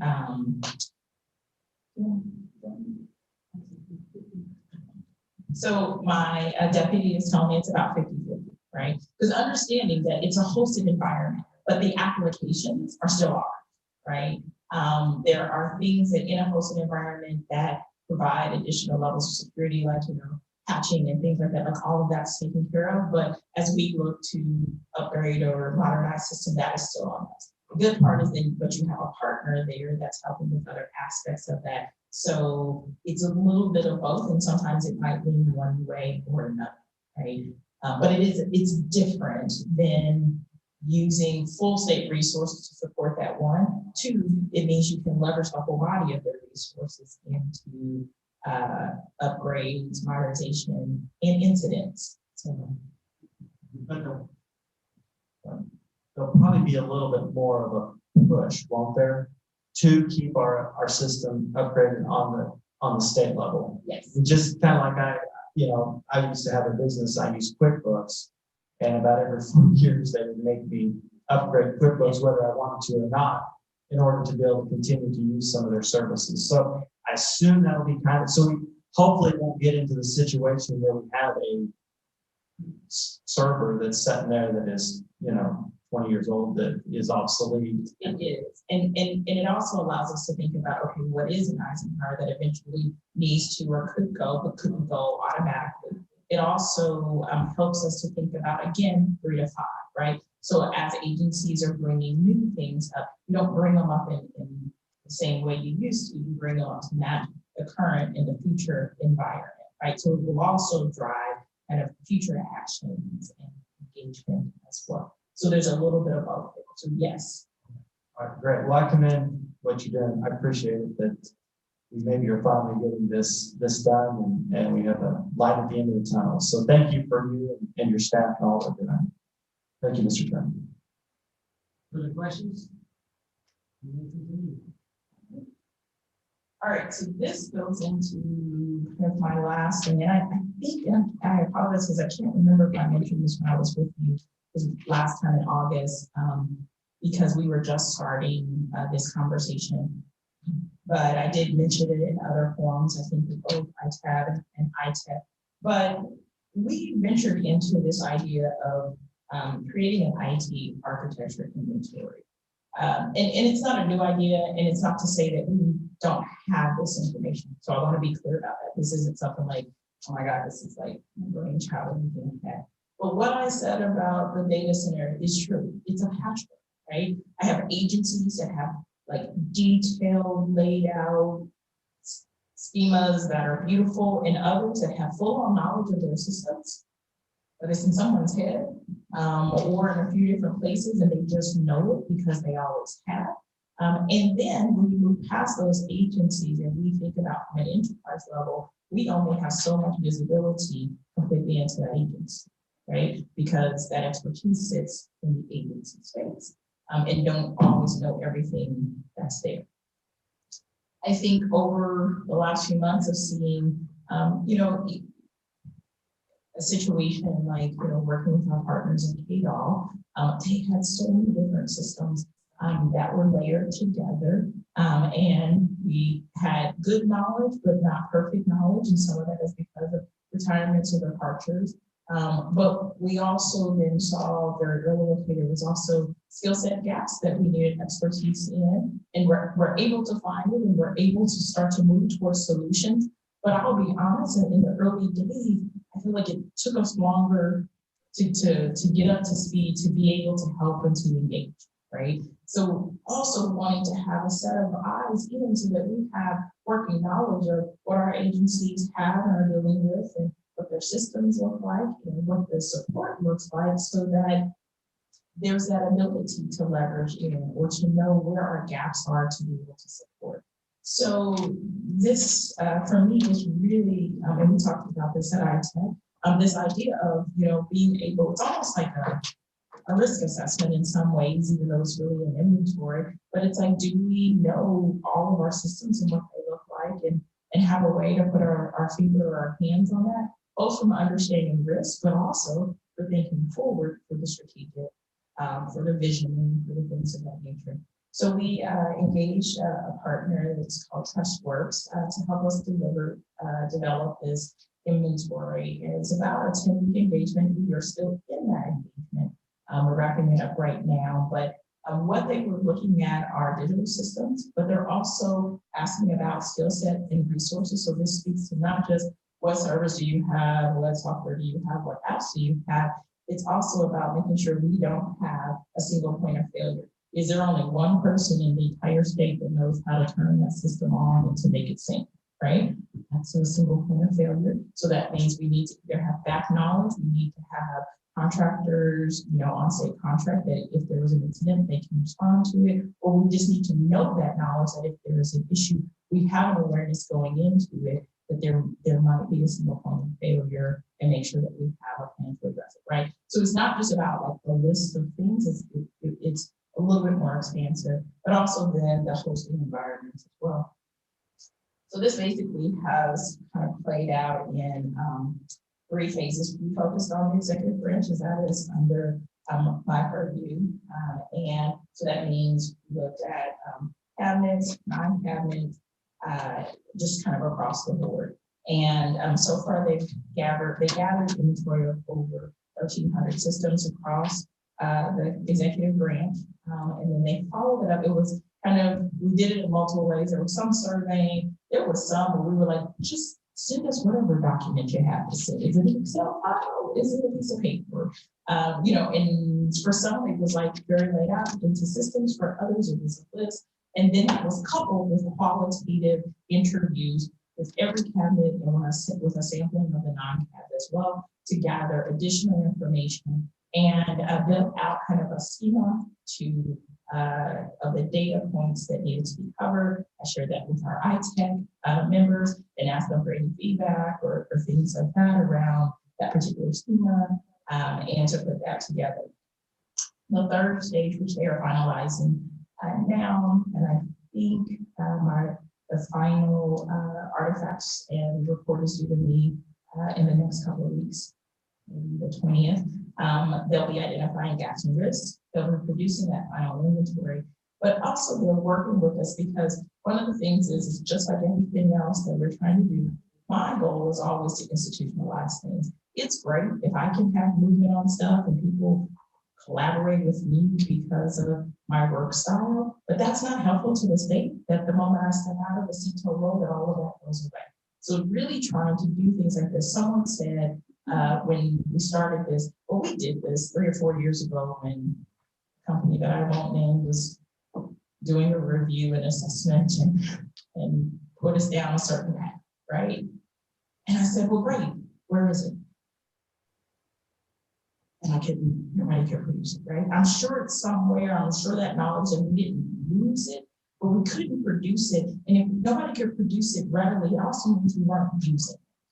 So one of the things that we've also worked at with this, and one of the outcomes of this is that we will be using one of our existing systems. It looks like we'll use ServiceNow, which is a system that we've had in place for a number of years.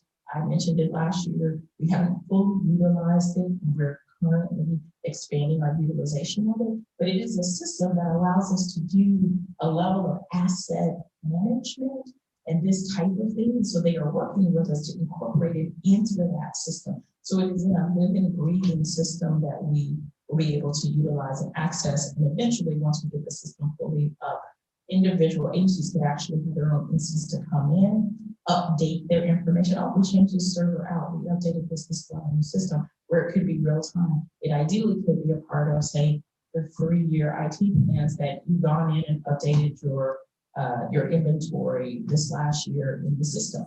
That's a checkbox. We did. We went and verified that everything in there was still accurate and correct. So the other piece of this is, as I said, my new CETA, who will start shortly, will have a lot of information to begin their work, to look at this artifact and to use it as they are beginning. But it is something that will be living and breathing, and it's not the end all and be all, but it does help kind of put us in a different holistic place. And please, I want to be very clear. It's not that this information doesn't exist.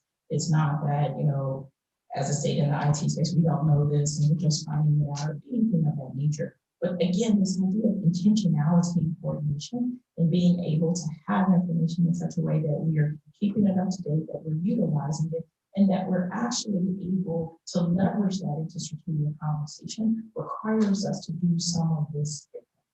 So they're finalizing that now. In December, I can share some of their kind of overarching recommendations and some of the things that we learned. Again, kind of like the cybersecurity assessment, the level of detail is something that we would want to protect, but could do if we wanted to see some of it in a closed session. But definitely that recommendation level is something that I would love to share with this group after December meeting, once I have time to get it digested and think about how we're going to use it.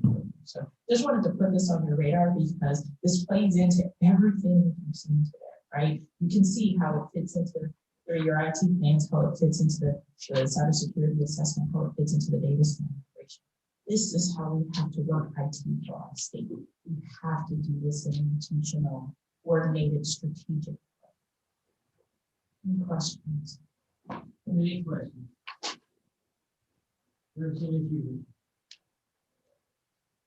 Thank you, Mr. Chair. Yeah, I appreciate all this information. You're doing a great job, and I'm still coming up to speed on this. You kind of wrapped up with some things that I was just curious about how this is taking place with other parts of government. You know, I know we have the judicial branch coming, you know, the Attorney General, Secretary of State, insurance. It just seems like there's lessons learned even from what you've been doing that can cross-pollinate and work with, you know, those agencies, or I shouldn't say agencies, but, you know, I'm just curious, is there communication? Is there collaboration? So there's communication and there's collaboration. For something like this, we started in the executive branch. But once we have the schema built and once we have kind of the overarching built, this is the type of things that we share with those other entities. In many cases, when we're doing certain things, we also say for like the elected officials' offices, we'll invite them to do it as well. I can't require them to, but we will always share and say, I encourage you to, if you submitted, you know, we will put it as a part of our package, you know, things like that. The 3-year IT plans, KPI actually submits to us their 3-year IT plan, even though they don't have to because it's an executive branch requirement. They have it, they like it, we work so much together, they just do, right? So what I would say is that collaboration is happening, that communication is happening. I think as we sharpen up more tools and opportunities like this, it'll be easier for us to share them out with those. And there are certain aspects that we do manage or maintain in some of their spaces as well. And so when that crossover happens, we do have it anyway. So we provide, you know, security related services for various entities, not just executive branch, so Secretary of State's office or, you know, other things like that. So there's some of that is captured with us. That's usually meaning that we're delivering a particular service to that office. But you're right, it's different than just the service we're delivering to them versus them being the entity that's engaging in, say, inventory or assessment or something of that nature. So we've been trying to share. We've been trying to, anytime we create an opportunity, we'll share out and say, welcome, you know, your participation, not required, but here's how it can help. And again, as we get to build things like this further out, it'll give us an opportunity to reach out to those other entities and say, like, really, like, here it is. And it can be housed in here, or we can create it, or you can house it yourself. But this is how we're going to use it and to utilize it. Is there anything that the legislature can do to help with, you know, if there's a roadblock or lack of communication? I mean, so what I would say is there are some areas that you talk about, like when we talk about something like cybersecurity, you know, it is great for us to coordinate cybersecurity across the executive branch, but that really needs to go across all the branches and all the offices. So any place and space where there are things that we can leverage in for things that really make sense to be at that larger enterprise kind of backbone level, that can be helpful, right? Because if one branch is secure and the others are not, or if it's not coordinated or we're not approaching it, it still is a vulnerability or a risk overall. So just looking at areas where sometimes, you know, some of our requirements are written very specifically just to the executive branch, and some of those lack in the cybersecurity space. And there might be some that apply to them. I'm just not as familiar with them as I know my own, but that those are linked or coordinated or in some way, so that we're seeing the true enterprise level benefit. Thank you. Thank you. Any further questions? I'm getting there. Yeah. All right. Financial management. It's my last big topic. But I hope that you know, like, we have been having fun. I mean, like, we're doing work and we're seeing outcomes, and it's fun because you know the work is happening and having an impact. So financial management is one of the other areas that I brought to you as I walked in a year ago. You remember there were some things that I couldn't tell you. I didn't understand. I didn't know yet. We were still trying to figure them out, right? We're still looking for certain things. It wasn't that they weren't there, just not as transparent, not as clear, not sure how it all came together. So the lack of transparency and understanding drove a lot of the work that has happened in this area. So there's two things that I'm going to highlight today. One is the redeployment of the financial management tool that I mentioned a year ago, Aptio. We had this tool, state had had it for 2 or 3 years. We had customized it to the point that company didn't even recognize it for the most part, and really hadn't utilized it in its essence. I have to give a huge shout out to this company, as they really have been a true partner in helping us redeploy this tool and actually leverage it for the state purposes. It has been phenomenal. They showed me a demo last November of all the things that this thing can do, and I said I wanted to do all of those things. But what I will tell you is that we have moved through the step one of getting those things done and are aggressively moving to step two. So it is a platform. It's a financial management, data management platform that really specializes in IT, but can be used in other sectors. And as I said, we have it. We are currently including budgeting, financial reporting, financial analysis, expenditure tracking. So right now, think of this from the standpoint of OITS services. That's where we are now. Think about this as a phased-in approach. Right? So we have to start with the actual services that we're delivering, our billables, our receivables, everything that is in-house that pushes out all those services that impacts all of those other entities. To get that clean and to get that clear and transparent. So our current state is that we are tracking and reporting on our internal budget.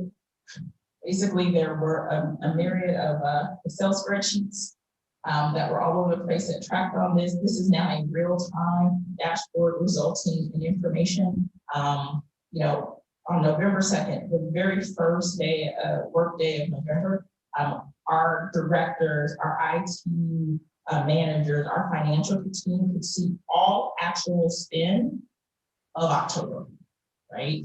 Because it's more real-time. And that's arming us very differently in terms of decisions that we're making and understand where our budgets are and our spend is, right? That has implications rolling back into then what the agencies will see. And that's part of the phase two, because we'll remember we're cleaning up our own first. So what is, how is it being used right now? We're looking at it from a budget by program, budget details of a specific program, actual versus budget, and a drill down capability. And I'm just going to show you a few screenshots that are in your thing to give you a sense of it. So this first one is what would be budget by program. So you look on yours and hopefully you can see it. Because mine is real tiny. But for instance, our different programs within OITS, network and telecom, O365, the different programs and services that we deliver. This allows us to look at them kind of by program or cost kind of at that high level. And you can see it's very user-friendly, very tiled. So like my IT directors can go in there.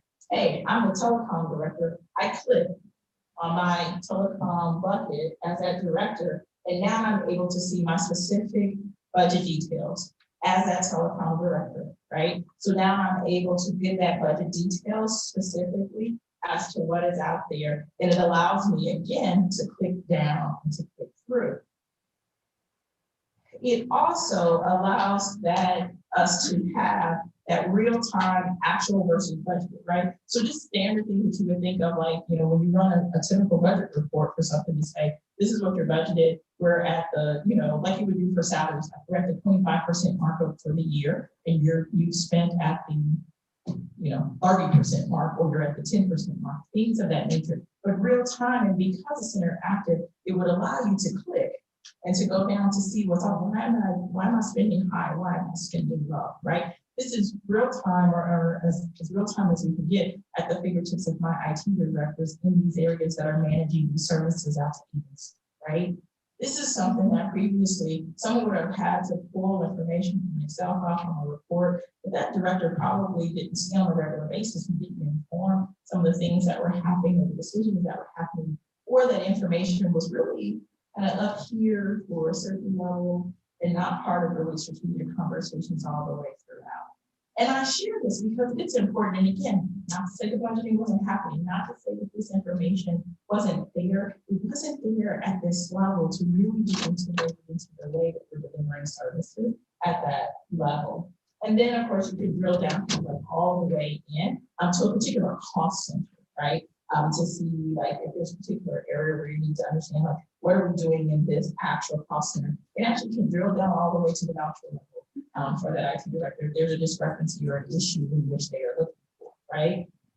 What I will say in this space is that this is a crawl, walk, run. And for my team, unfortunately, I usually step over the crawl and walk and just tell them to run. So we've been pushing on hard. But what I will tell you is that what I just showed you was from the viewpoint of my IT director being able to understand and see, like if I'm over network, telecom, I'm over security, what's going on in terms of our spend and things of that nature.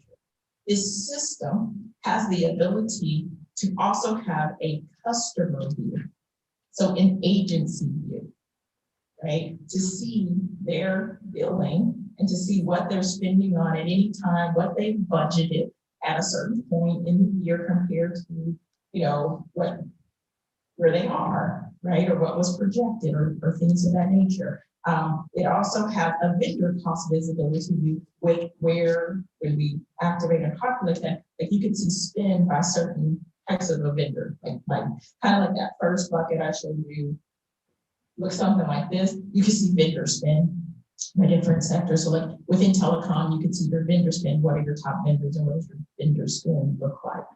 I think you can then tie that to what your annual anticipated expenses are for that budget, but I'm not quite sure. But just giving you some ideas of what it can do, right? And so that is, as we start our phase 2, we are actually launching the first of this, kind of moving into that phase with we're starting with picking on network and telecom, but we're starting with them because we're going to start using the system as a pilot to then roll out the billing for the agencies for that section for network and telecom, to see how that works, if the agency's used to it, and then we would build out all of our various lines of service like that eventually and get to the place where this would be something that an agency could see their full view in. But you can see, like I think we started this relaunch in like February, March with them. They had the system on because we had to go and get all of our old data. And even though we had the system in place, our data wasn't feeding into it. So we had to literally rebuild all of that and then clean it up and then put it into the system. So it's been kind of up and running and functional, I want to say since September, but they used from March into September to rebuild everything, make sure it was clean, make sure it was pulling in clean data. We focused internally because I have to have the internal data and what we're spending and what those lines are correct before you can build out the agency view or other views, because that is those expenses of what we're spending on telecom lead directly into in the rates and what people are charged in terms of what they're consuming for telecom. And all of that should be a way to transparently see how things are moving. Does that make sense? So we're not all the way there, but we are getting there. And this particular tool is helping us leverage into this piece of the conversation. This was then coupled with our rates revision. So at the same time, my team was also looking at the rates simultaneously, probably from about March to June, because we did have to have them ready to be published as a part of the book, the rates as they're published. But what that team did is they really worked and they took what's called ITSM, an IT service management approach to rate setting for 21 and 22. And the goal was to truly simplify the rate structure to align the rates with the cost of providing service. And again, as you start to clean up some of the way that we can capture and gather this information, it helps us also then clean up how we can show that cost of providing service. What it started with is that, it meant that we reduced our number of rates from 119 to 30. And in doing so, we also consolidated our rates a little bit differently. We reconfigured them into what we would consider the 3 major lines of service that we deliver: data center as a service, network telecom services, and over 65. So that's what people are doing. If you go back and look at it, and so what I want to stress is, it doesn't mean because we have 119 lines and now we have 30 that we were overcharging people or that we had made up rates, right? But one of the things that we had, say, separately was a security rate, right? And so there would be an extra charge or a security rate across X, Y, and Z. Well, security actually overlays across all 3 of these. So it's embedded in a piece of data center as a service, network telecom, 0365, but it's not equally embedded. So it may not be charged across these a third. It might be 20% here, 40% here, 60% here. We can show that now, right? And why it looks like that for those types of as a service, right? In the data center itself, I think a bunch of these were in the data center, and part of the problem, not the problem, but the way that our rates were constructed. Let's say you had a certain size server and it was a larger server, and depending on, so there was like a large server, a medium server, a small server. And then with each of those, there would be like 3 levels, like, you know, platinum, gold, silver, bronze, right? Depending on how much you use, how much usage you have, right? Well, we had like a different rate for each of those. For like, so at the large level in all 4 of those, we had an actual different rate for those because of the level of consumption. And the dollar amounts were very, very close. But what we found was part of that was because it was done that way so that an agency would know which server they were actually paying for. Like, oh yeah, that's my big server because it's in that big category, right? We didn't need to have a different rate for that. We needed to clean up the way our structure was differently, because we figured out that in that space, because it is by what they're utilizing, their usage, it just scales for the most part. So we consolidated a lot and cleaned up a lot of those data center rates. That's where a lot of this collapse happened. But the security rate is another kind of example that is a little bit more layered in the nuances of how we redid the rates. Oh,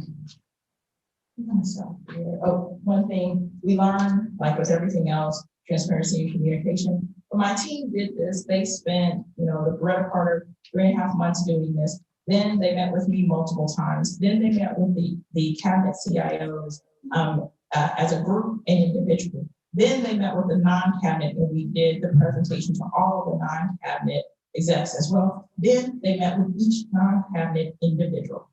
We did all of this before the rates were given to the division budget. With the intent, well, the hope of like having everyone understand how we got here, what we were trying to do, and what we simplified. With some of this, there's a little bit of noise in there because of course, when you start to do this and clean up some of their rates, everything is not exact. We work with every agency to show some went down, there was a couple that went up, but what we did, particularly for FY21, is we kept them flat.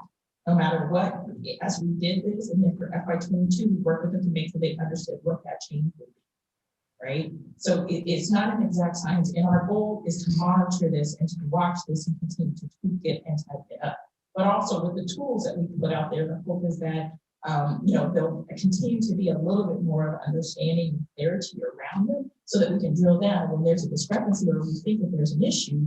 You can say, okay, where's that driving from? Oh, you did that. You picked up a brand new service that you never had before that nobody else has, but we're managing it for you. So that's what that is. See, put that line, there it is. Like that's that long-term vision and that long-term goal. We are establishing service level agreements with the smaller agencies to help maintain their costs. So that because they're smaller in certain things, they can feel more. A larger cabinet agency, you can make minor things and you don't feel it as much. But with the smaller agencies, you can feel it. So we're looking into how do you smooth that a little bit better to encapsulate their services. I'm going to stop there. And if there are questions either about ATIO, the system, or some of the things that we did with the rates, what's not included is the new rate sheet. And I didn't even think about that, but we can send you all like the previously published FY21 rate sheet and then what the new FY21 and 22 rate sheet that got published this year was. I'll make sure my team sends that over. I think it would be a good example so you can actually see it real time. So sorry we didn't get to include it. Any questions? Senator Brown. Thank you, Mr. Chairman. I just want to say thank you. Everything you're doing here is building a combination of transparency and trust. And it's going to make it much easier for this committee. And as we hear from the agencies, it will make it much. There were some uncomfortable conversations. I'm very happy that I voted for that budget to give you that money, and I think you've used it responsibly. And I'm not one who spends constituents' money very easily, but I really appreciate what you've done with that and the work with these tools allowing those at in the agency level to be able to transparently see for not just this year, but for the 3-year budget to say, now I can forecast, eliminating the surprises that happen with the budget, which I believe will be even more important in the next 2 years than it was in the past 2 years. So thank you very much. Thank you, Mr. Chair.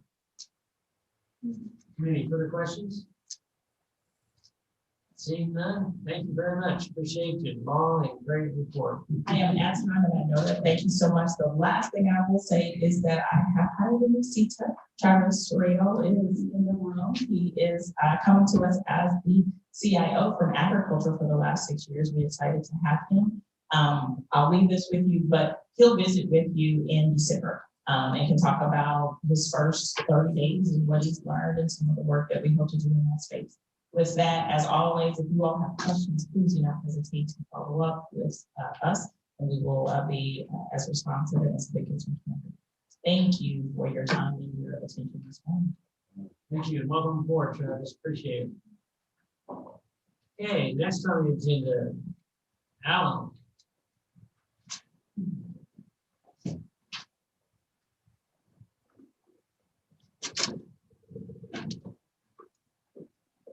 Thank you, Chairman Peterson. Thank you, Chairman Peterson, members of the committee. My report today, I will go over the virtual state house project. And then I will ask Terry Clark to come up and give the update on the technical services area. And then Eric Teal will come up and do the update on the application services area. And then I'll finish up with the ITech policy update. So the virtual state house project that I reported to the committee last meeting in August, that is to implement video conference systems throughout the state house in meeting rooms and also the 2 chambers. This is permanently installed video conferencing systems in all the rooms to work with online services. And I want to go through some of the update items here under project planning and approval and execution that are updates from the last report. So at the September 3rd meeting, the budget committee, they approved drafting a letter to the LCC because we need to get LCC approval for this project to keep moving forward. And so we presented the project at the LCC meeting on September 16th, and the LCC unanimously approved the project. We finalized the system requirements for the RFP, and the RFP for the systems was released on September 25th. And we had a deadline for vendors to submit proposals on October 12th. There are some questions on the RFP, and we submitted answers back to the vendors. And item number 7, we put together a working group to walk through the capital to look at the different aspects on how the system might affect the network, power, the historical nature of the building, and those things. Secretary Burnswald also put together that working group, which consisted of our staff, the Historical Society, Property Management, and the Woods staff who visit that.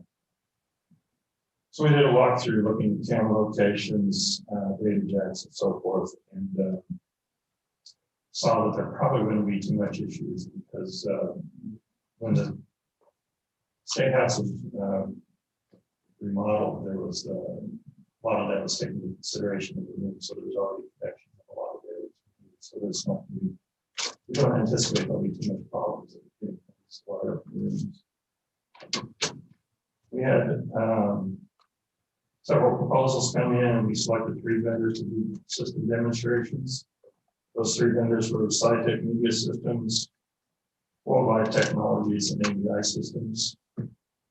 And we reviewed those systems. And we had not only our staff, legislative staff in general, but Both staff and property management and historical society attended those demonstrations.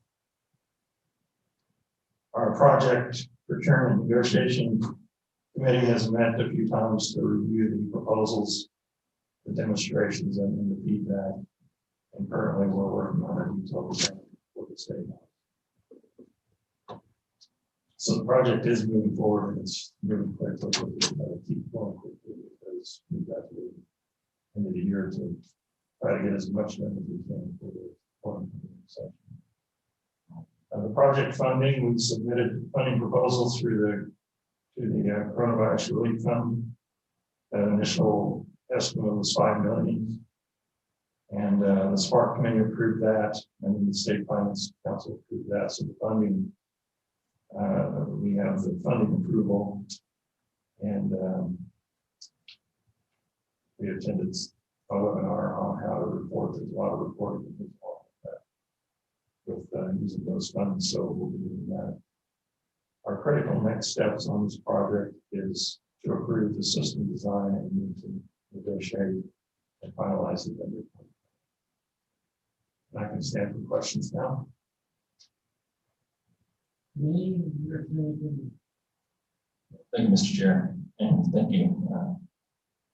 Mr. White said that's fantastic news on that we've got that approved, and I can't wait to make this more a house of the people than it already is. One of my concerns that's been brought up to me over the last month is, you know, we put in these great systems to keep track of the committee meetings, et cetera, but sometimes our hearing impaired cannot listen in. And this is an opportunity to perhaps get some closed captions in this when you look at your systems design. And there are technology solutions that might be available for that. Is there anything inside the system design to help make these committee meetings visually or somehow more accessible to those that cannot hear? Yes. Closed captioning is a very important requirement for those systems, so that everything that we've been demonstrated has that capability. We're making sure that is available in the system. And the LCC a year ago requested that we put together a plan for closed captioning throughout the state house, and this plan we expect will satisfy that. It's fantastic news. Thank you so much, Mr. Chair. Any further questions? So then we continue.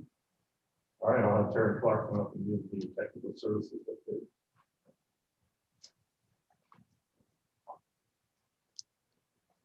Welcome back to committee, Terry. Thank you, Mr. Chairman. Good morning. Terry Clark, Director of Technical Services. And I just want to start by giving you a quick update on two projects that impact legislator offices directly. The first of those is the printer refresh project, which, if you'll recall, we started that in 2019. The project was put on hold. So that project has been revived, and we are close to contracting with a vendor. We have the contracts in place and just need LCC approval to finish that.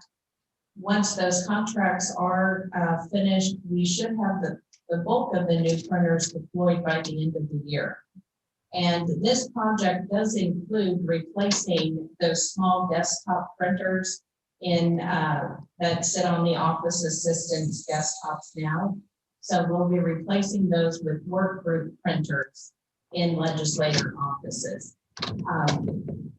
That actually will reduce costs. The cost of the toner for those printers is much higher than maintaining the work group printers. And we also buy those printers. They're actually built for residential use. So if one of those fails, we send it out to state surplus and just buy another $100 printer. So we expect over time that actually will be a cost saving measure.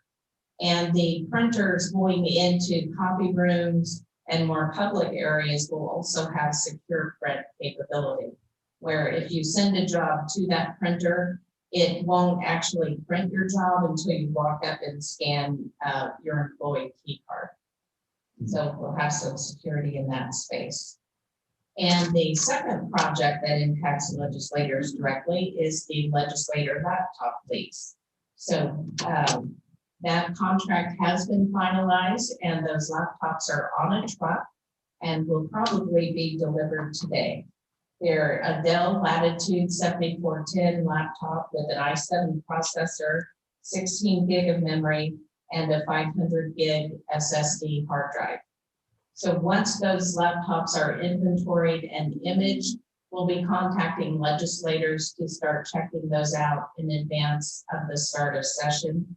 The checkout process is easiest if people can be on site and do that connected directly to the network here on the wire the first time. And we'll provide some training and set up all of the applications for that. So depending on the amount of training required, if people are familiar with those applications or not, we usually estimate 30 to 60 minutes when you come to pick up your laptop. Eric Teal will go into the build of KLIS for the new biennium, but we are on track with that for the servers and infrastructure. And we're also in the process of upgrading the Windows servers to Server 2019.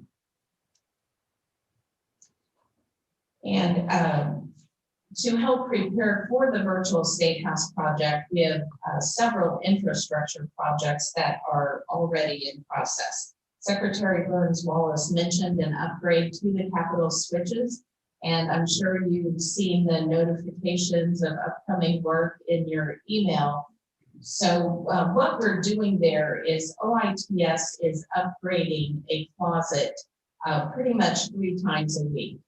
They're working 2 evenings and on Saturdays. I'm just throwing a tremendous effort at this, and it's gone extremely well to date. They've upgraded 3 closets successfully. So we are sending out these notifications. Each of those will have a list of the offices being affected and the date that the upgrade is scheduled. So for that, for your office location, when we're doing that upgrade, you won't have any network services. The telephone on the desk won't work. There won't be wireless or wired access. You will be able to connect remotely through the VPN, however. And then our staff comes in after OITS has completed their work and we do some additional testing. So one date to note here, however, is November 21st, which is a Saturday. On that day, we're upgrading the data center switches. So on November 21st, even your VPN access won't work. So email will be offline, access to any files you might have stored on the server or KLIS applications. And there just is not a way around that with this compressed time frame that we're looking at, other than to take the data center offline. The notification you receive will show a 12-hour work window, and I hope I'm not jinxing the project, but to date, they've been working much faster than the expected time frames. So hopefully it won't actually take a 12-hour day. The key thing with this upgrade is that we are getting 10 gigabit network bandwidth within the Capitol. We've always had it from the edge of the Capitol out to the world, but within the Capitol, we just have 1 gig between each switch closet. So we'll now have 10 gig, which will help us better handle the expected load from video systems on the network. With that, our legislative firewalls were going to be a bottleneck because they just had 1 gig of bandwidth. So we're also upgrading the legislative firewalls to increase the bandwidth there. A benefit of that is we do get some more security features in these firewalls and better administration because it's a newer model and an upgraded model going to the 10 gig bandwidth. The other systems we're upgrading, preparing for the virtual state house, are the audio systems. And our vendor for that, Mission Electronics, has gone through and developed a plan to upgrade each room's audio system.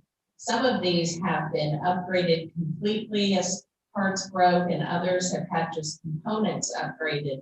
But for the most part, these audio systems are original to the capital restoration project timeframe. So that work will start November 30th. And Mission Electronics will work with our teleconferencing system vendor to integrate the audio systems with the teleconferencing systems.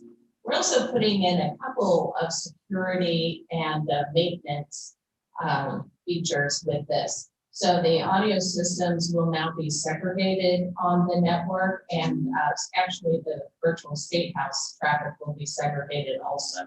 We'll be able to put some additional security controls, separate that from data and voice.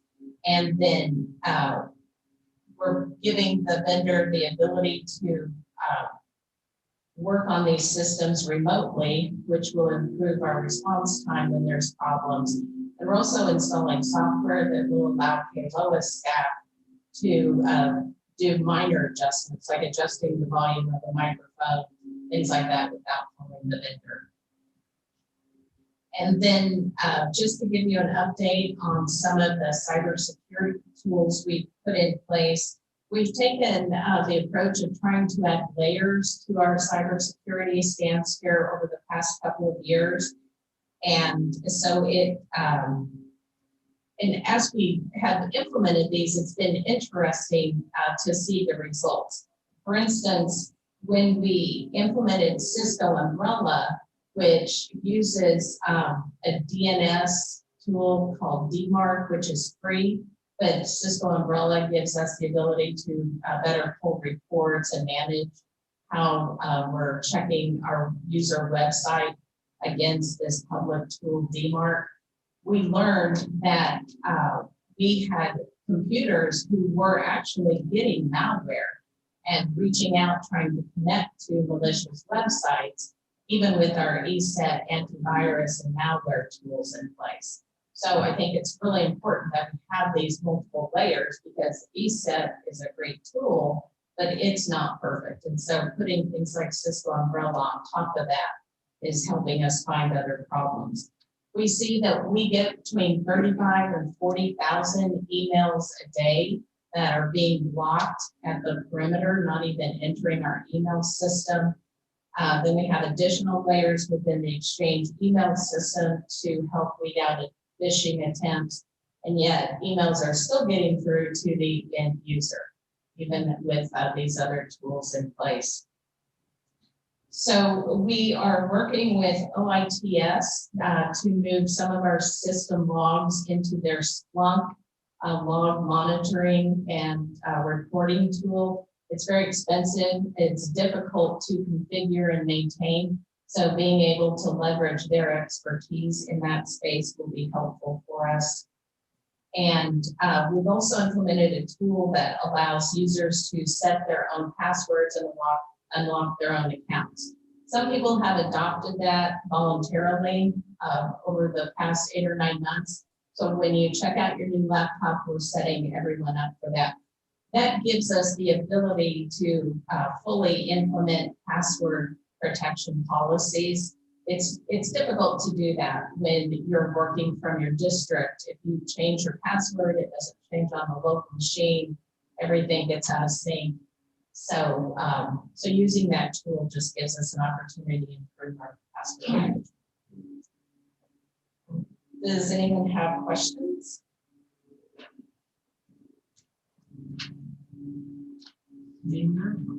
Then I'll turn it over to Eric Teal. Thank you.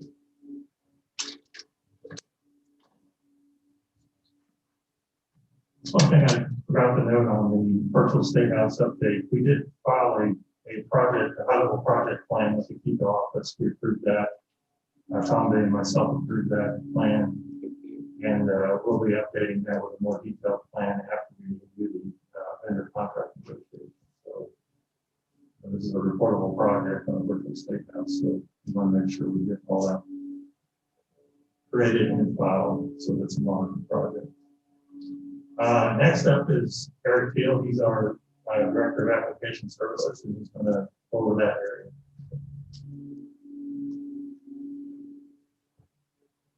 Morning. Good morning. You should have my written report there as part of Alan's report that he's set some of the high points for you here.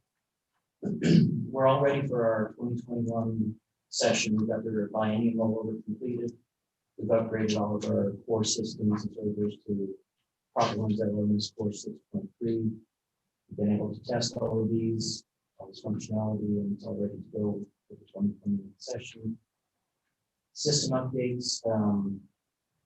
Application services staff has worked with staff and advisory statutes, legislative research in both chambers, with various system updates and enhancements. As of last Tuesday, we've gotten testing completed of those, approval from the last department of the production systems, now ready to go and we're ready to be deployed for the start of the session. We've also been working with the Chief Clerk of the House and Secretary of the Senate. And we created new general orders ordering interfaces for both for the House and updated the existing one for the Senate. This will now allow leadership to do their own ordering general orders on both sides, both the Senate and the House, assign carriers to bills and resolutions, and then also have a generated report for distribution to the various members on both sides. We're also continuing with the top one on our open office upgrades to all the embedded document editors within Playlist.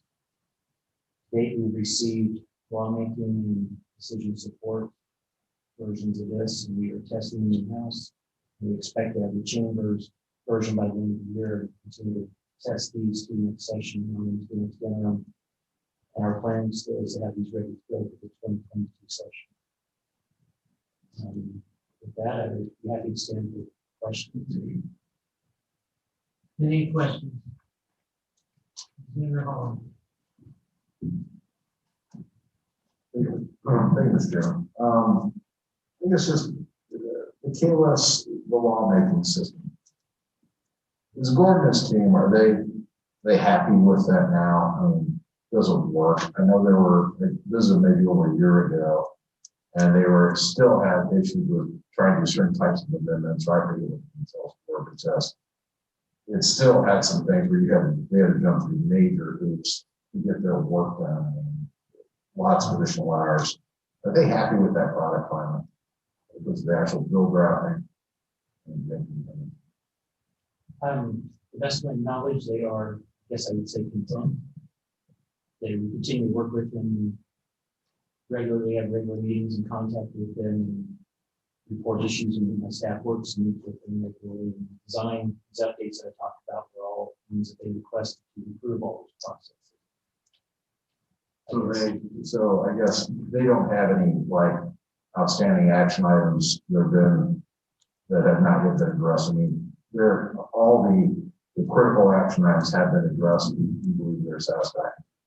At this point, I would say yes. Okay, thank you, Mr. Chairman. Any further questions? Being none. Thank you. Thank you.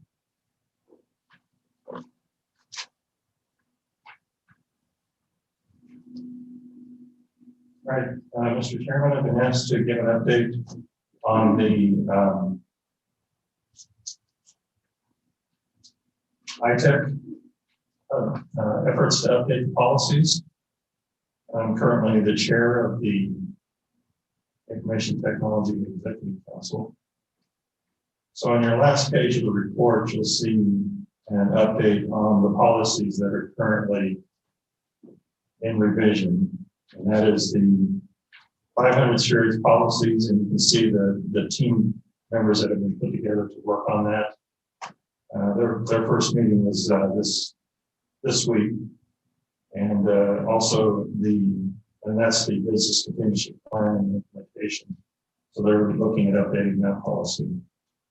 And then the 8000 series, that is another one that's being worked on. That's data administration policies. The two team members there that have been put together, and they are meeting next week.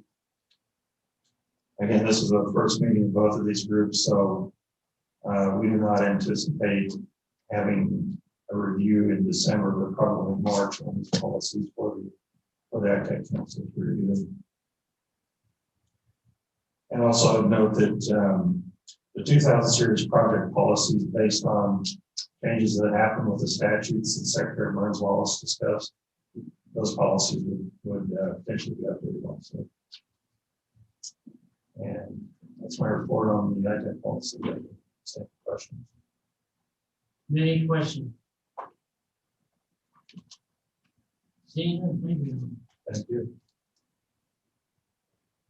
Next up, we have judicial project updates, Stephanie Burton.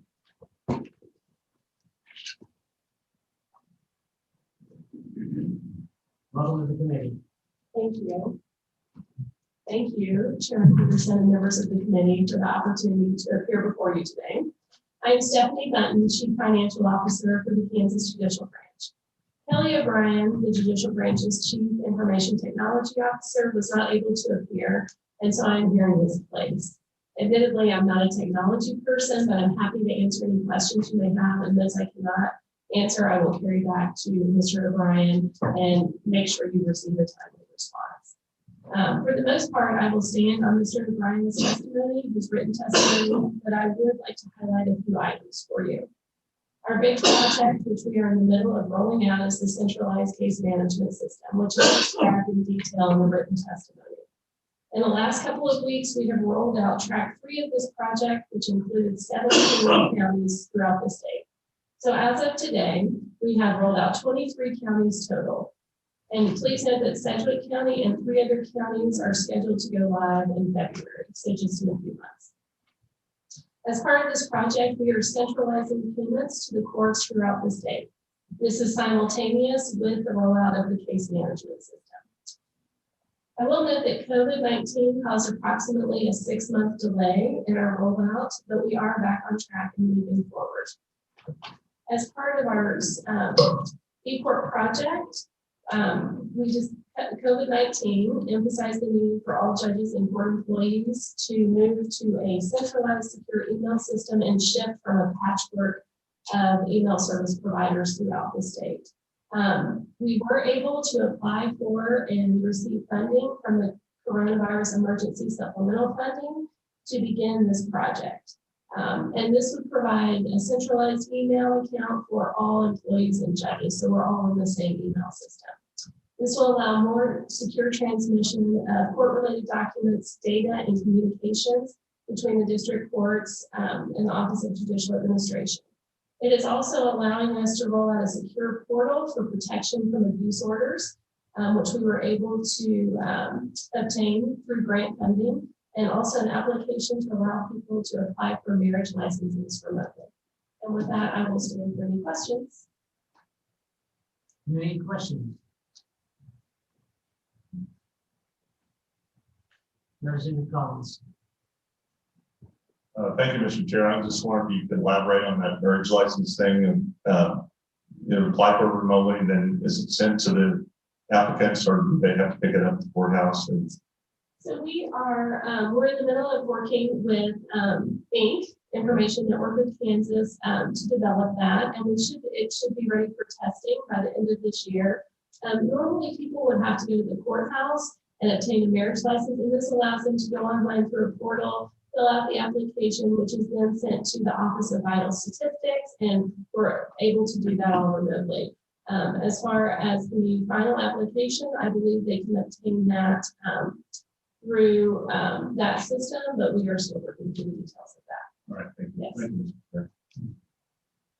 Any further questions? Seeing none, thank you. Thank you.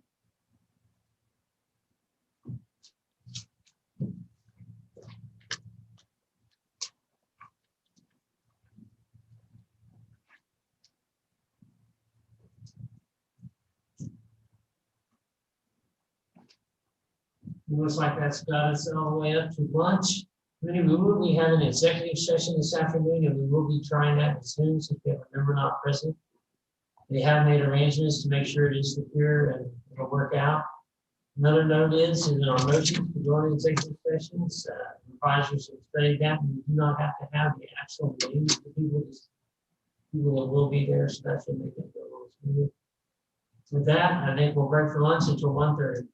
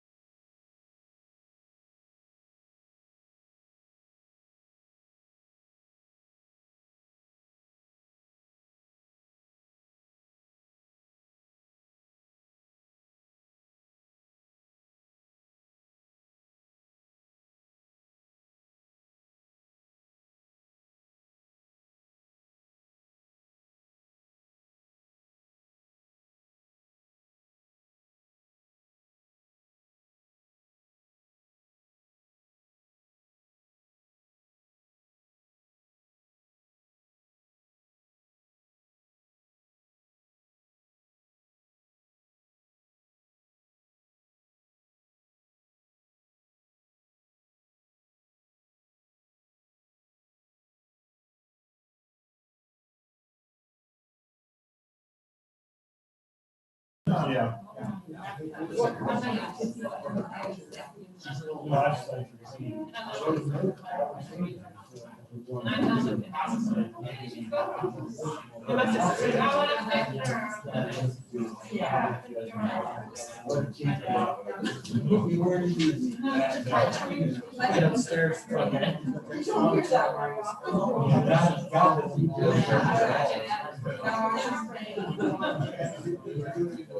Well, he's got.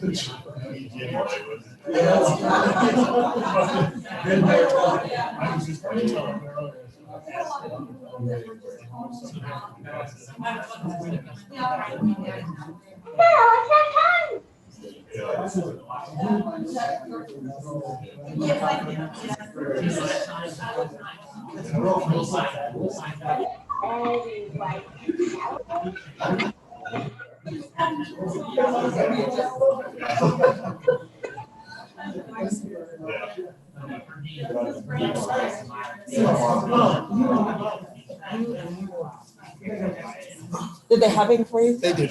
No. I said, I was gonna say, I said, we don't have any coffee. And I wanted to say, well, you ran $100,000 worth of ads for me against me. You can at least give me a cup of coffee.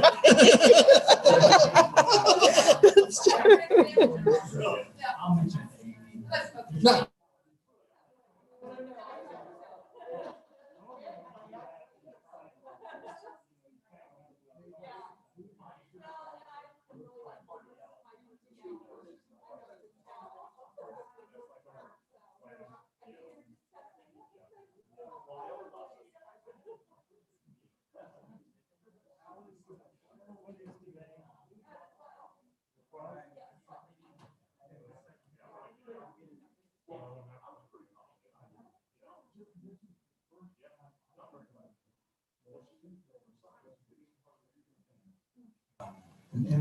I mean, one big billboard will hurt later on. Sure. I think that we some money because people drunk.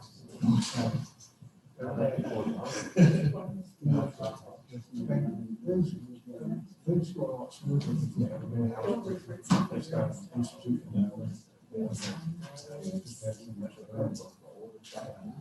Yeah,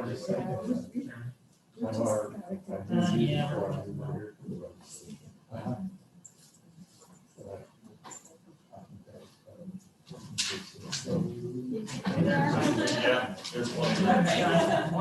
Not quite. Do you remember the CCT?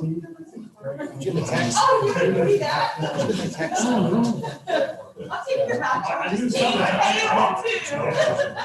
Sharing fee.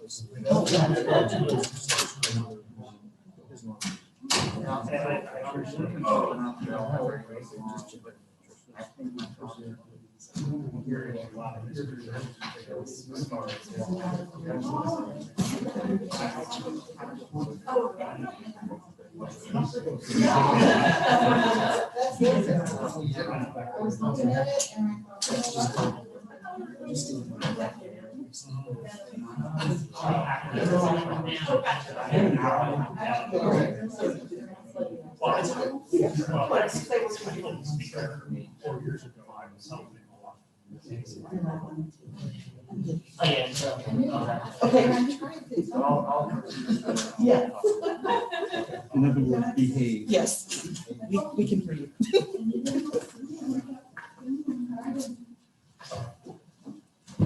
Go this way.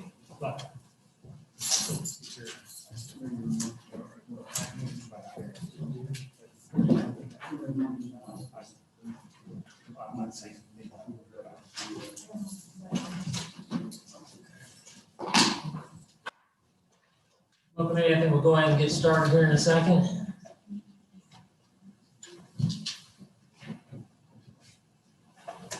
First on the agenda for this afternoon, we have an update on the unemployment insurance system modification feasibility study. I think Brett's going to be joining us by Zoom.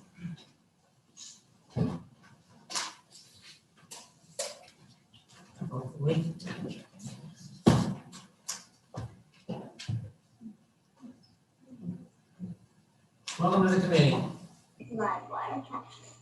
Good morning, Mr. Chair. Are we ready?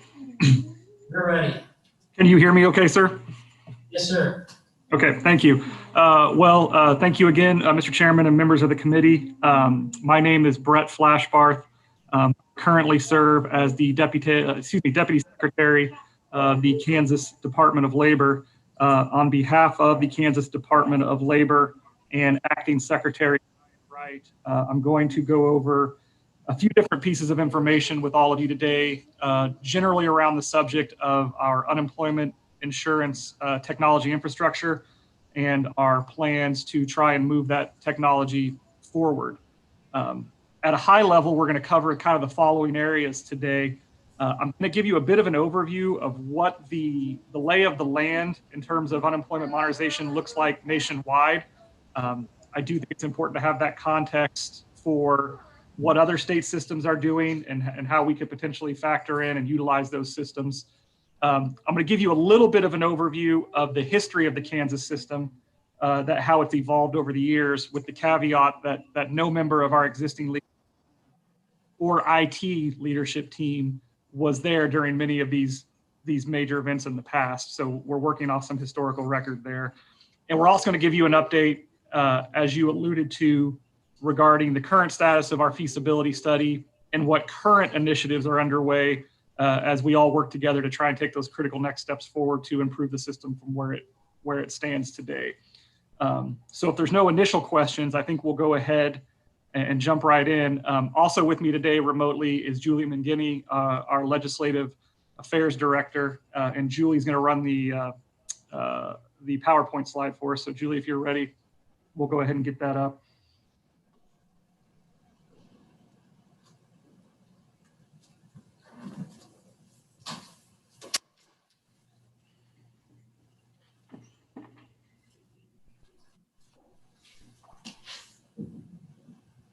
Give us a moment. I think she's working on it.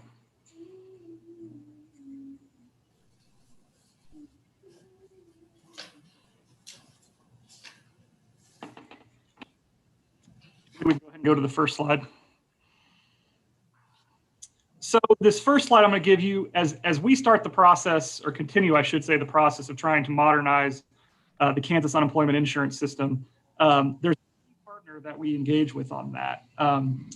And the first few slides I'm going to share with you regarding what the national landscape looks like are courtesy of this partner, the National Association of State Workforce Agencies, which is a collaboration of all the workforce and unemployment insurance agencies nationwide. Within NASWA is an entity called the Information Technology Support Center.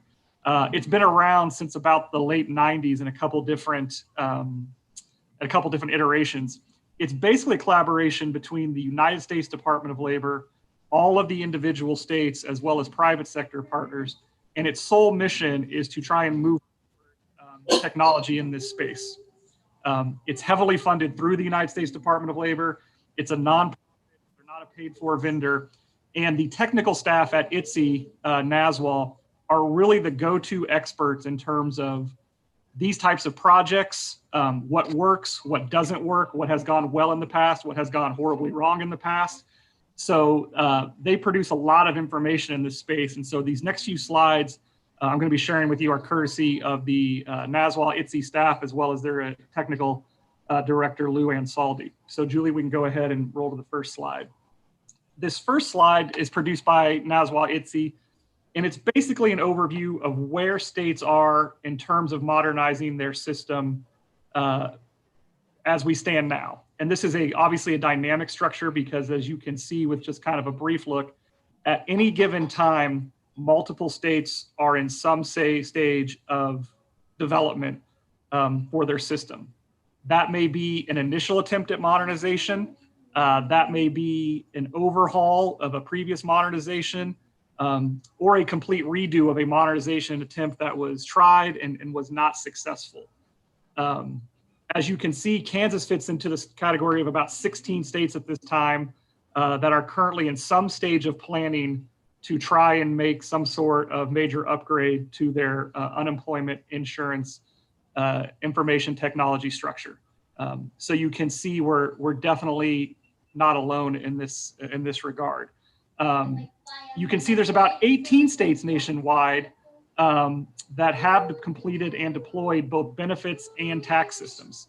And that includes our neighbors to the east, Missouri, which went live with the system within the last 5 years, as well as various states around the country. And then you'll also see that there's certain states that are maybe working on a tax solution or a benefit solution to try and upgrade whatever area that may have. So we'll go ahead and move on to the next slide. So in addition to that map, here's a little bit of context on where all these states are and how these projects have worked. And kind of the startling fact, as you can see, that really jumps out is before about 2016, these types of projects nationwide did not have a very good success rate. If you'll excuse me, I have a child in the background that's being kind of noisy. Sorry, the joys from working from home. And when you talk about success in these, as it indicates, we're looking for projects that were delivered on time, on budget, with the major functionality that was trying to be achieved actually delivered. Unemployment insurance modernization projects over the last 20 years have a large instance of project failure or termination, where the projects are halted or in some way reconfigured to a lower scale from what was originally initiated. As you can see in more recent history, much better success rate of projects. About 1 in 2 projects is succeeding, where before it was 1 in 5. And there's some indications given there about why that is. This is important because as Kansas embarks on a much more aggressive effort to try and modernize our system, everything we do is going to be tried to geared towards leveraging past successes and lessons learned from our fellow states across the country who have been through this project. So you're seeing that being put to use in states that have succeeded, the ability to leverage other states' operational systems. It's easier to implement a system that has a track record of success than one that is brand new. You're seeing improvement in the vendor community. There's more vendors in this space, and there's more vendors in this space that have attempted multiple modernization projects. And as they've done more projects, they've gotten better with it over time. So as we are doing this work here in Kansas, that's going to be a consistent theme, and why we're starting with this kind of overview nationwide, because what happens across the country will shape how we approach our project here in Kansas. Next slide, Julie. Here's some of the key facts, and for those members of the committee that I know there are members of the committee that have a very strong background in information technology, so this is obviously not something that's unique to the unemployment insurance space, but ITSE has identified from these different state projects some key success factors that were present in those projects that succeeded. Proper planning, a strong contract, not only selecting the appropriate vendor if that's the avenue you choose as opposed to internal development, but having strong management of that vendor through the project. Executive management support is key, which is why we're very grateful for the opportunity to appear before this committee today. When a state undertakes a project like this, it's so important to have proper alignment between not only those within the agency, but centralized state IT, the governor's office, as well as our partners in the legislature, to make sure we're all working together to bring the project on time, on budget, and delivering the functionality, which is the milestone for those states that have been able to modernize. And if there's any questions at any time, feel free to jump in. Julie, you want to go ahead and go to the next slide? So I give this high level overview with, again, the caveat that we have very limited staff and none within IT leadership or agency leadership that has really been with the agency during past large modernization efforts, okay? So the information we have on this is anecdotal. It's compiled from previous research that's been done and how we've put it together. I actually am the longest tenured member of our agency leadership team. I started with the agency actually in 2005 as an attorney. So I have some context of the modernization effort that was done in the mid 2000s, but at the same time, my role during that modernization was basically reviewing contracts. So I don't have quite the same insight into the IT components of the, or the operational components. I was just a young attorney sitting and reading contracts all day long. So as has been discussed publicly, has been discussed in different legislative committees, the current mainframe that is the backbone of our unemployment insurance system is over 40 years old, okay? There's been upgrades to it, how it's hosted has changed over years, but that same mainframe processing technology is the backbone for how we try and deliver services here today. There's been enhancements to the mainframe over the years, but it's still performing and working in roughly the same way it was designed to many, many, many years ago. It's a mainframe technology. As a result of different efforts over the years, we also have distinct environments in addition to the mainframe.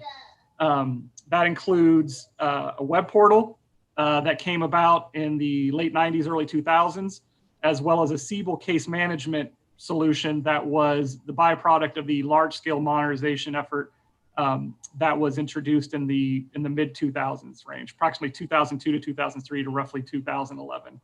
There was some sort of large-scale modernization through a lot of that time period. Some of these upgrades, like the web portal, for example, did improve the customer service we're able to offer to both claimants and employers. Same with the Siebel functionality. But with that, it's also created kind of a non-homogeneous structure where it's tied together with baling wire. So you have these environments that are working together, but data is moving back and forth.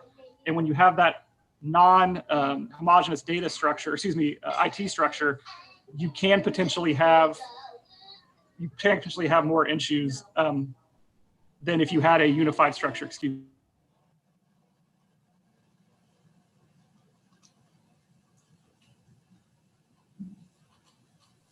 I apologize again. I have a 9-year-old and 6-year-old coworker here with me today, and they're being quite chatty. So I apologize to the committee.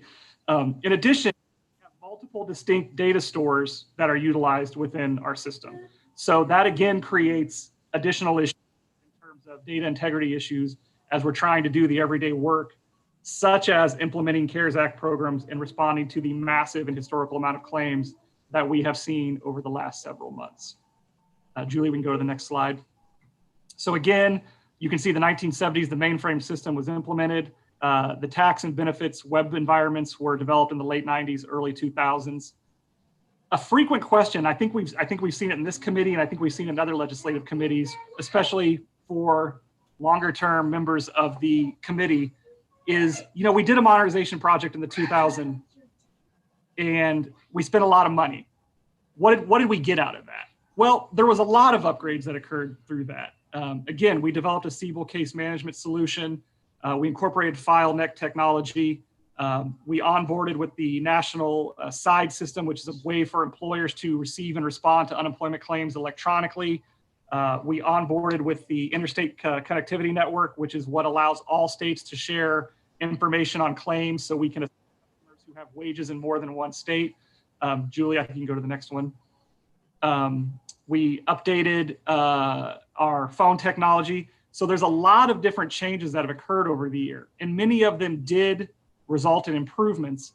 But the shortfall for Kansas as a state is through all these upgrades over the years, we have never successfully deployed a unified modernization project that succeeded in getting us off the mainframe as our main processing tool and developing a unemployment system that had commonality between case management, development, testing, you name it.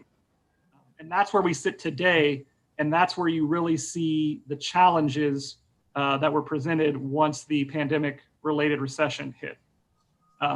There was a clear line of demarcation going into this crisis. You saw that first map nationwide of states that have modernized and those states that are not.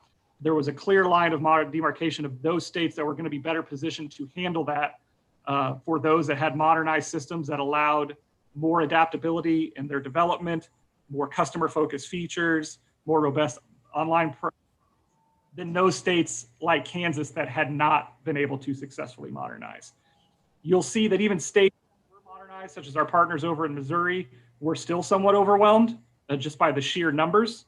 But in terms of their agile and implement the various CARES Act and related programs and changes, extended benefits, PUA, FPUC, LWAP, all these different program changes that have been required, those states that had a modernized system were better positioned to try and implement those programs. So how are we addressing that? We've done a few different initiatives that are underway as we speak. First, we have stood up a KDOL Modernization Steering Committee. This is a compilation of agency leadership representing IT, business, fiscal, legal, all necessary partners, including representatives from OITS, who will oversee the planning for the project, as well as the ongoing efforts of the project to make sure all necessary parts of the agency are aligned in trying to achieve that final goal of modernizing.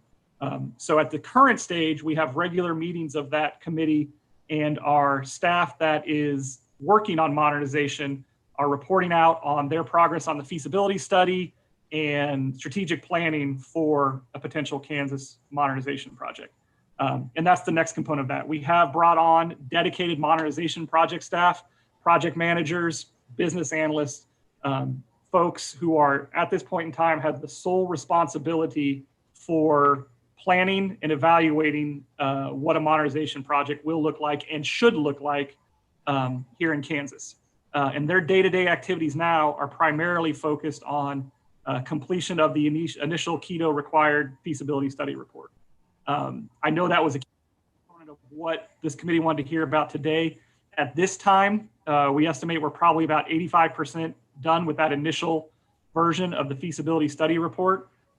Bear in mind, that's a living document that will change as our thought processes continue to mature on the direction we want to go and the type of project we may want to run. But significant progress has been made in the last several weeks in terms of completing that initial feasibility study report. Our current target for getting that completed is no later than the end of the month. In addition, and this is part of any sort of strategic planning, one avenue we have identified that we consider essential to our project planning is identifying and reviewing the 5 best successful state solutions nationwide that have been implemented successfully that potentially align with what we want to do here in Kansas. And that's really why I showed you those first few slides. If we're able to leverage a system that has already been successfully implemented, especially from a state that maybe has similarities to us in terms of existing IT infrastructure, a mainframe environment, things of that nature, that's going to put us in a much better position to try and have a successful project on our end, as opposed to trying an approach that has no previous track record of success. This process actually started last year in 2019. At the time, myself, our unemployment insurance director, and our then information technology director toured several states, both remotely and on site, that had modernized to try and evaluate what could be discerned from their systems. We were looking not only at the technology itself and the features of the system, but we really spent a lot of time with their business and technical staff to try and get what went well with their project, what didn't go well with their project, what would they not do if they had another chance, and what are some things that were really successful for them as they went through the modernization project. That included remote demonstrations with Missouri, on-site visits to both Idaho and Mississippi, and remote demonstrations with some other different states that had successfully modernized their systems. So this is just a snippet of the feasibility study report. And again, the feasibility study report itself is quite extensive, and we can talk about some other key decision points that we're working through as we complete that document.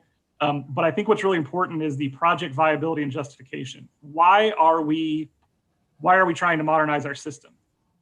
In this case, especially the members of the committee, as well as I think all members of the Kansas Legislature, as well as our staff at KDOL, it's self-evident, right? We simply have to have a better system, both for the present and for future economic crises like we're experiencing now. So we are much better positioned to provide the level of service that working Kansans need and deserve when they're faced with economic uncertainty through recession, layoffs, things of that nature.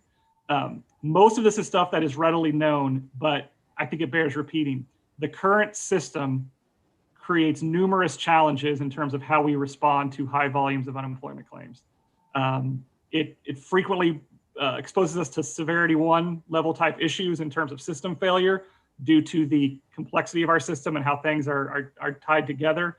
It is not agile. It does not allow us to easily and seamlessly integrate new programs, such as were passed through the CARES Act, into existing programs. It creates substantially more work for both IT staff and business staff in terms of workarounds that make their work less efficient and take time away from actually providing customer service. It can create more downtime. We're much more vulnerable to outages, web latency issues, system crashes, all sorts of factors that all take away from the ability for us to provide service to Kansans. Julie, if you can go to the next one. And then what are the benefits? What are we getting out of an unemployment insurance modernization? And again, I think a lot of these are self-evident. A more stable system, improve both internal and external customer satisfaction, fewer errors, the ability to dramatically reduce fraud and abuse. As most of you are aware, we are experiencing a current wave of identity theft related unemployment filings. That's a nationwide problem. Previous data breaches across the country are now being deployed against unemployment systems nationwide, filing claims. We've undertaken extensive efforts to combat that, but having the type of system we do with outdated technology makes those fraud prevention efforts that much more difficult. So these are all different reasons why a modernization project will bear to Kansas as we move forward. Okay, I threw a lot of information out there. I know the committee has several areas of specific questions. I'll note again, I am not an IT professional. I have been involved in the modernization efforts here in the past. ITSE is overseen by a steering committee of state officials who are IT directors, administrators, unemployment directors, as well as members of USDOL leadership. I serve on that steering committee currently and have chaired it in the past. But again, I am not an IT professional. So to the extent I cannot answer your specific, more technical-based questions today, Julie and myself will make sure we take those questions back and get timely responses back to the committee for anything I can't answer here today. So, Mr. Chairman, I'll open it up to the committee at this time. Thank you, Brad. The states that you visit, were most of them commercial off-the-shelf custom projects, or were they ones they did their own, or? Yeah, so that's an excellent question. So both Idaho and Mississippi are kind of consortium based. So USDOL did. A lot of states like Kansas tried modernization projects in the mid-2000s using what is known as READ Act funding. It's federal dollars that require state legislative approval to spend. And again, those being kind of the first generation of modernization projects for states who were trying to get off these old cumbersome mainframes from the 60s and 70s, those projects just didn't go very well because no one had ever done it before. There were some successes, but a lot of the projects were a bit of a mixed bag result like we had here in Kansas. Again, we approved lots of different areas of technology, but at the end of it, we still had a mainframe as our backbone. So what USDOL did as a strategy coming out of that was they tried a process, and Congress dedicated funding to what are called state consortiums. The idea was for states to band together and do co-development of a system that would then be shared. Most of the unemployment insurance system is similar from state to state. It's a joint state federal program, so there's about an 80, I've heard different metrics, but I think you can safely say an 80 to 85% commonality of all unemployment insurance programs nationwide, because we all operate under the same federal law requirements, the same federal reporting, things of that nature. And then you'll see some variance for state law specifics, because how much benefits you offer, how long you offer benefits, what's your tax rate for employers, things of that nature. So these consortium approaches were developed, and states were given dollars from the federal government if they banded together in consortiums to try to develop. There was a mixed bag result on that too, probably better than just the standalone approach, but obviously the challenge there is if you have 4 states that are all bonding together, the consortiums kept breaking up. So you'd have these different acronyms like Scooby or YCAN, or that would change over time because different administrations come in, different governors, different secretaries of labor, and projects would kind of drift apart. There'd be some disputes. but there were some states that were able to kind of work together, and some systems were able to coalesce around that. So Idaho was a consortium-based model, but Idaho went with mainly an internal development strategy. And then that development was then shared with other states, including Vermont and I believe North Dakota. It might be South Dakota, but I believe North Dakota. That consortium's actually hit kind of a rough patch, but Idaho actually pursued more of a internal development strategy. Mississippi is kind of the gold standard for the consortium approach. It was originally, I believe, captioned as MRM. It was Mississippi, Rhode Island, and Maine, and then different partners came and went. It's now branded as Reemploy USA, and that has really been the consortium approach, where Mississippi was able to develop a modernized system where they have been able to refresh the technology. It's in the cloud, and other states have been able to successfully leverage their Java-based system and also successfully modernized. For example, Missouri is rooted in the Mississippi system. So they're both somewhat consortium-based, Mr. Chairman, but they are, one was more internal development and one was more consortium-based with a primary vendor. In the case of the Mississippi project, the vendor is TCS. I would assume that they're both much more scalable than the current systems we have right now. Yes, considerably. And it's, I didn't mean to be prescient, but we were sitting in Mississippi last year getting a demo from their staff, and they were quite generous with their time, with both their technical staff and their business staff. And we had a fairly lengthy conversation in a lunch session one day. I think we were there 2 days. That when a recession hit, I think none of us thought it would be this quickly. Obviously driven by a pandemic, not your normal economic factors. Again, that when a recession hit, there would be clearly the haves and the have-nots in terms of states and how they were able to respond. And you sitting in that conference room in Mississippi, looking at their system, the flexibility it offered, the agility it offered, the ease which customers externally and internally could accomplish core activities, you see quite clearly that was going to be better positioned than what we have, for example, in Kansas, where our customer service representatives have to look at 2 different screens at one time to work on one claim. But that's an excellent question. Any questions? Senator Tyson. Thank you, Mr. Chairman. I'd like to follow up. Thank you for your presentation. The chart that you gave us, that was one of the questions that I asked, listed the states that have the benefit in the tax system. If you could also provide a breakdown of which one are custom systems and which ones are off the shelf. I noticed in your presentation, you've also suggested the top 5. Mm-hmm. My concern is the timeline that you guys are taking to get this done. This needs to be a top priority for the state of Kansas. Not only do we have issues with the claims now, but the fraudulent claims are excessive. And I've heard a number as high as 50% of people employed in the state of Kansas is how many claims that we are receiving that are false claims. Can you verify that or speak to that? I can't speak to that specific metric, but Senator, but we will take that offline. Julie, if you could note that, and we will come back to the committee and try and provide some specific metrics for you to on that issue. To your other points, they're excellent questions. I can assure you, we were actively engaged with this pre-pandemic. We are actively engaged with it now, even though it's much more challenging because we're attempting to provide service for the existing programs and the existing customers. At the same time, we're attempting to do all the preparatory work. That's why we brought on dedicated project staff who are working on nothing but modernization.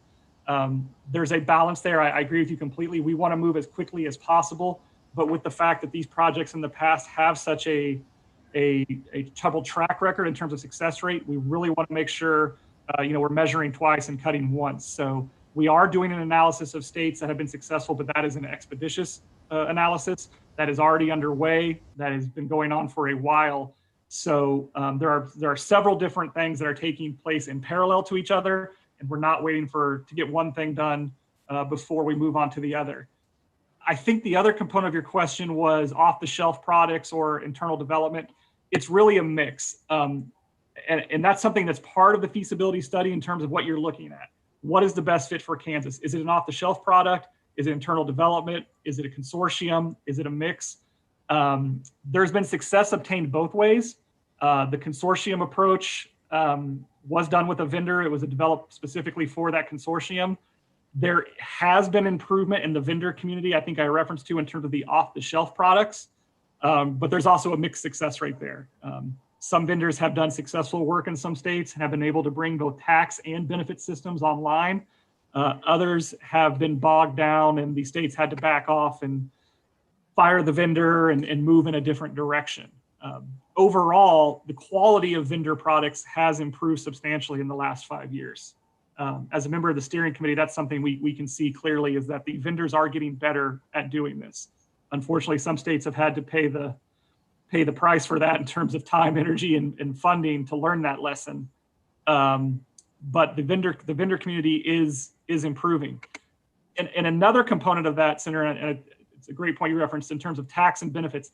That's another component of the feasibility study is, do you want to try and do a phased development approach where you would go live with a tax system, for example, which is usually a smaller lift than the benefit system, and then move into a benefit deployment?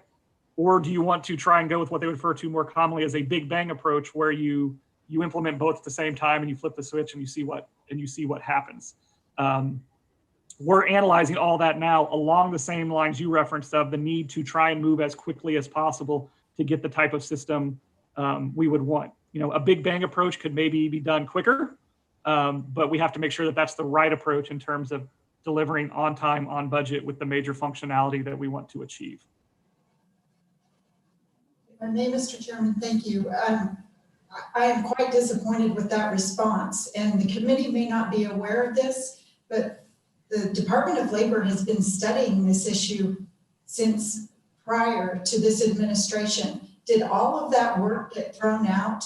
They were ready to go with an RFP at that time. Did you just throw that work out the door? Or I can say with certainty, Senator, having been involved in all aspects of our modernization discussions over the last several years, we were never at any time remotely close to going live with an RFP during the last several years. And I am receiving conflicting information because that is not what I have been told. And it is quite disappointing. You've heard the term analysis paralysis. Well, it seems to me that we might be there because you guys have been looking at this for over 2 years. And this has become one of the major, if not the major issue for the state of Kansas. And I cannot sit back as a legislator knowing the calls that we have received, the identity theft. My sister owns a small business. She got a claim from her own business for herself. I mean, this is out of control. We can name hundreds of people that have had fraudulent claims through the unemployment system, and now it's broken into where it is identity theft and false claims or credit cards and other items are being used. So I would like to, in fact, I demand to know from the state, where is this data breach coming from? Is it state? Is it federal? Is it, what system is it? We need to pinpoint this and shut the hole down. Okay. There's a lot to unpack in your question here, so let me try and address it in part, and if I don't hit something, circle back. First, in terms of, again, the planning for a project, again, I respect the information you have received. We were at never any time have we successfully completed a feasibility study, nor are we at the place where we were to release an RFP. There were several key things missing there. For one, no dedicated funding source was identified in previous years to pay the substantial amount of money it takes to modernize an unemployment insurance system. Since 2019, we have moved very aggressively to try and begin the unemployment insurance modernization project. I can speak to the fact Governor Kelly was in the call center within the first few months looking at the screens that our customer service reps have to go through to try and file a claim. The modernization efforts were slowed, I will say, over the last 6 months. That's a fair point, simply because of the priorities of trying to meet the massive influx of claims as well as the implementation of the CARES Act programs. But over the last 2 years is the most serious, sustained, dedicated effort to attempt to modernize that we have undertaken during my time with the agency, again, dating back to 2005. We understand the need for speed, but we also need to understand the need to get it done right in a way that will produce a viable project. In terms of the fraud component, you are correct. Identity theft is rampant. But again, this is not an issue that is isolated to Kansas. This is a nationwide problem. We have been in constant contact with our state partners, with the United States Department of Labor. NASWA, and again, to having technical capabilities, stands up something called an integrity center that all the states utilize in sharing best practices. There are frequent and constant calls with all the states in terms of how to address this problem. Some states have even had to take their unemployment systems offline for periods of time to try and address it. So we are certainly not the only state being hit with it and facing the challenges of it. In terms of the source of the data breach, we cannot speak specifically to that. It could be any number of large-scale data breaches, whether it's OPM, Equifax, that have taken place over the years, or a combination thereof, but there's no known certainty on that. I can say that we have been in contact and liaison with both state and federal law enforcement partners on this, including the United States Department of Labor, OIG office, Office of the Inspector General, as well as the United States Attorney's Office here in Kansas, and in constant contact with our national partners, trying to see what are the best practices that we can continue to deploy to try and confront what's really an unprecedented challenge in terms of the ID theft that we're seeing in the unemployment system. Mr. Chairman, I would ask that we get a timeline on the project going forward for this committee especially, and that we have an investigation into an analysis of where the data breach is. Surely there's a pattern somewhere that we can figure out who those claims and where those claims are coming from. Thank you, Mr. Chairman. And to add on to that briefly, I can also say, Senator, we have also been in contact with several large employers in the state of Kansas who have had employees who have been victimized by ID theft. In some cases, we've had discussions with their cyber staff on how to best confront this. And there is not a single source that anyone has identified in terms of where the ID theft is occurring nationwide. And again, it's most likely a combination of several different factors.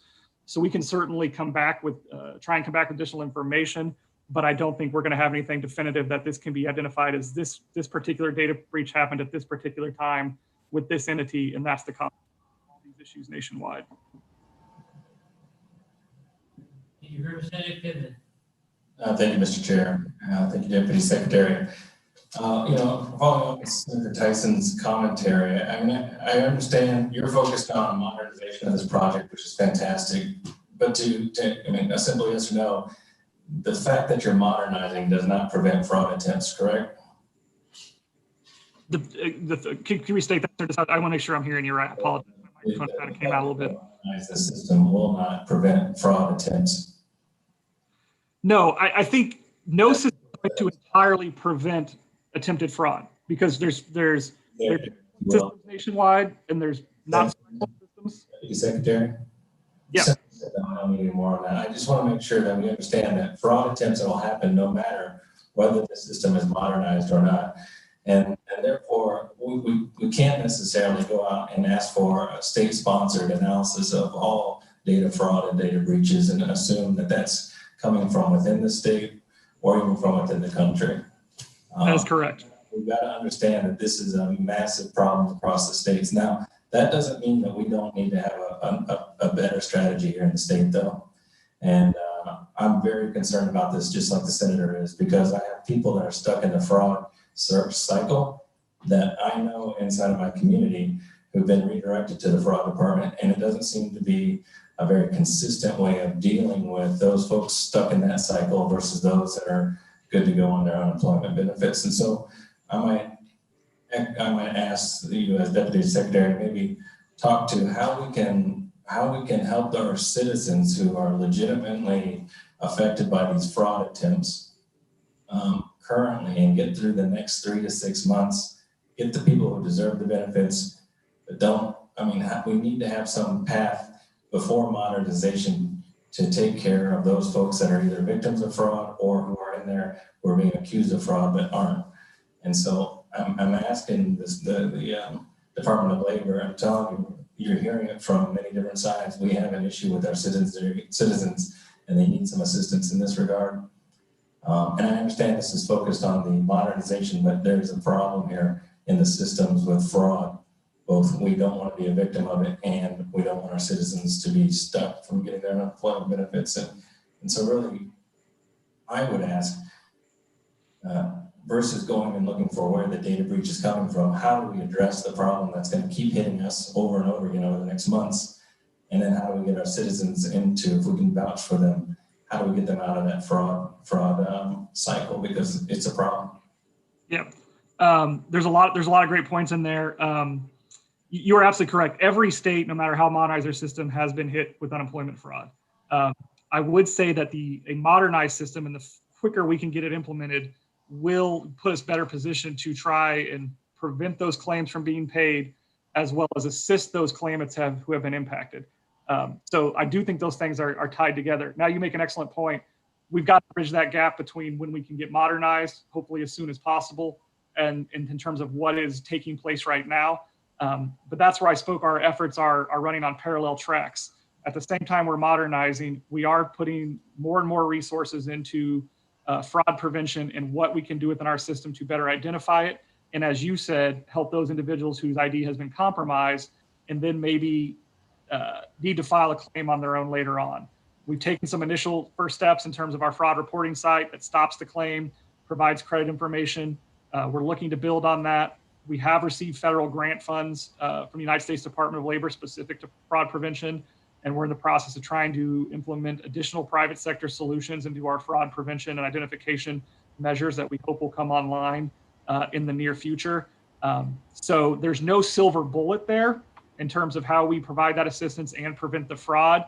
What we're really doing is trying every single day to look at any different initiative we can, from additional staffing on our end, to additional outside partners, to further analysis of our existing systems to determine how can we prevent the fraud from taking place and how can we assist those who have been impacted from it. Senator Braun. Thank you, Mr. Chairman. I've got 3 questions. I'm going to start off where we ended at our last meeting, and that was with the 20,000 backlog. So when we looked at the backlog claim, and these are legitimate claims, we had a forecast on when we were going to complete those. And so what I would like is I'd like a number of where we are from the last time we met for the 20,000. And then within that, I'd like to know when we get back to baseline. So we know we always, at any given time, a certain number of claims are coming in, a certain number of claims are being paid. So when do we get to the baseline, be it 500, 1,000, whatever it was during normal times, what do you forecast getting back to baseline? The second question. So those are great questions. I'm going to split up in a couple different parts. I've surged a substantial number of additional customer service and adjudications resources, outside contractors into that effort. We have made substantial progress on the backlog. I don't have the specific figure with me right now. We will take that offline and follow up in the near future with the number, but it has been greatly reduced from the last time we were before this committee. I want to say with some caution, my understanding is we are being at baseline. That baseline is going to be a little different because when you have substantially more claims than we do now, for example, than we had before the pandemic started, there's always a natural lag time because you do have to temporarily suspend certain claims and adjudicate the issue if there's a justifiable reason to do it. So you're always going to have a certain number that are pending. The goal is to not have any that are pending longer than the performance metrics from the United States Department of Labor in terms of how quickly we need to respond to those.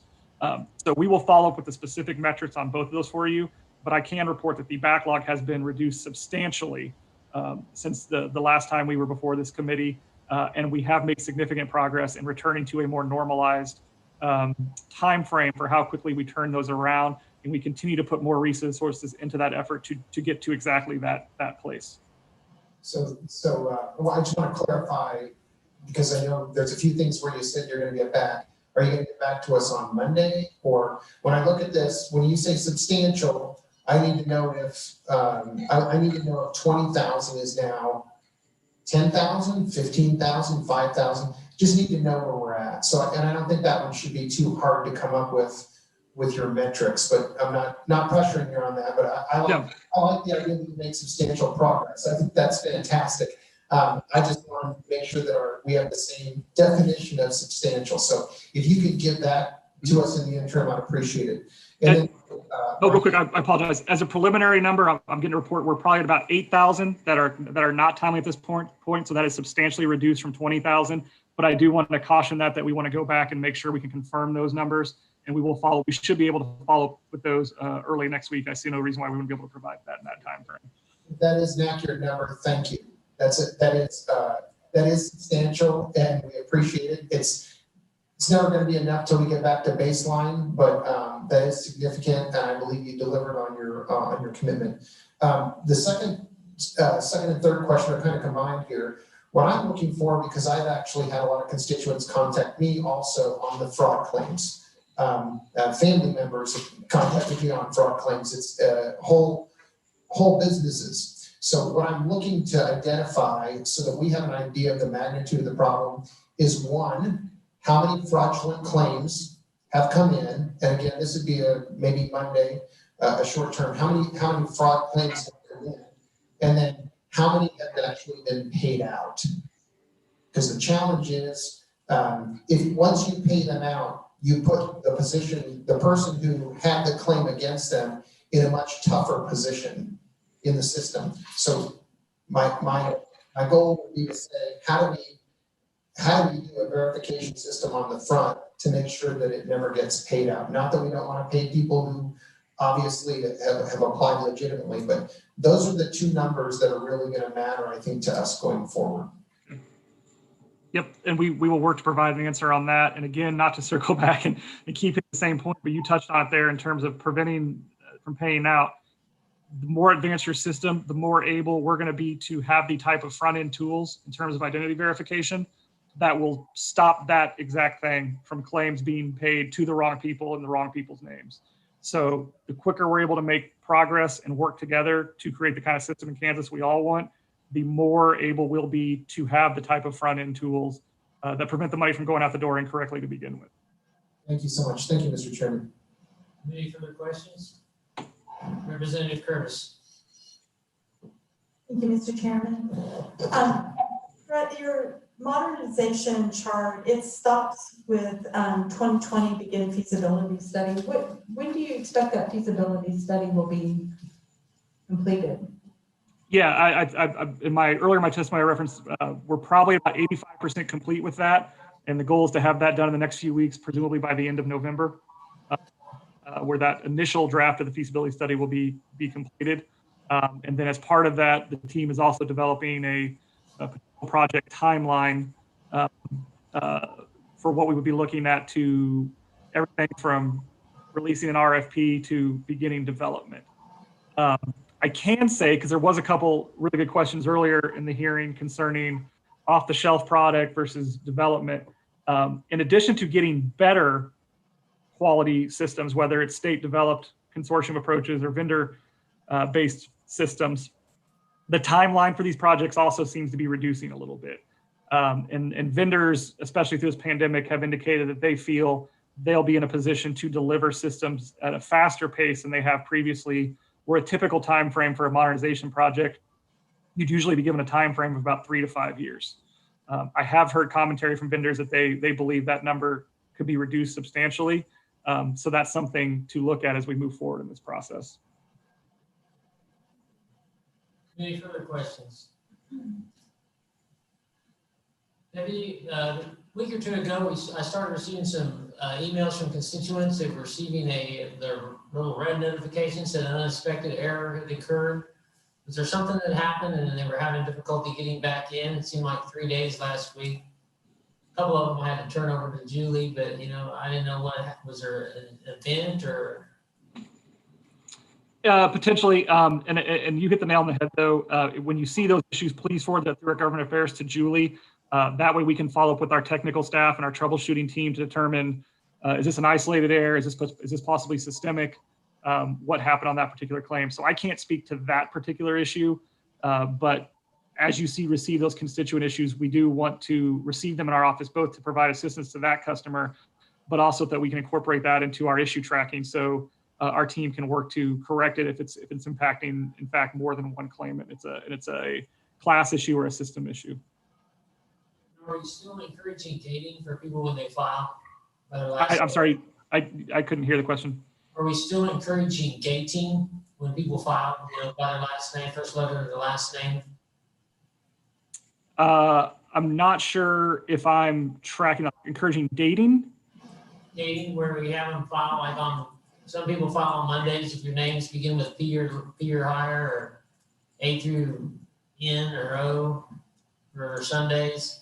I don't believe that's a current point of emphasis we're using at this time, but I will double check that with the team. But my understanding is that is not necessarily an emphasis at this point in time. Any further questions? Seeing none, thank you. Anything else to add, Deputy?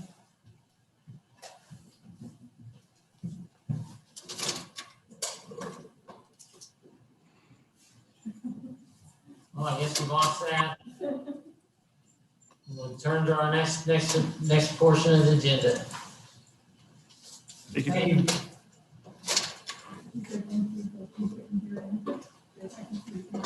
We can't hear you, but thank you very much. Thank you. Thank you. Committee, will we turn our next attention to the IT security audits? It will take us just a few minutes to get things situated around, because we are expecting executive sessions. We'll have to figure out the amount of time, and then we'll be getting our secure room separated out on our Zoom as well as in the room.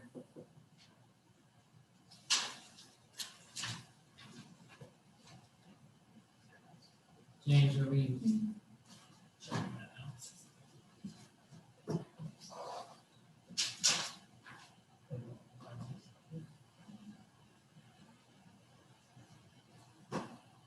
You can't do the executive session yet.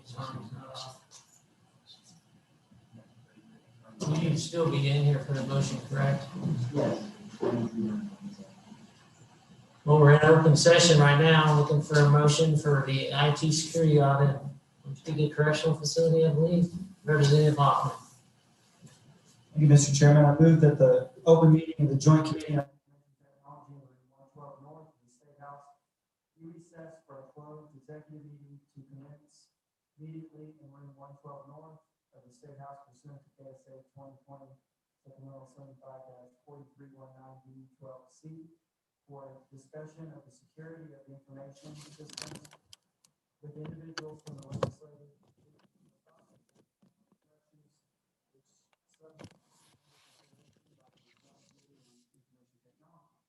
Open discussion would jeopardize the security of information systems, that the Joint Committee on Information Technology resume the open meeting in room 112 North of the State House at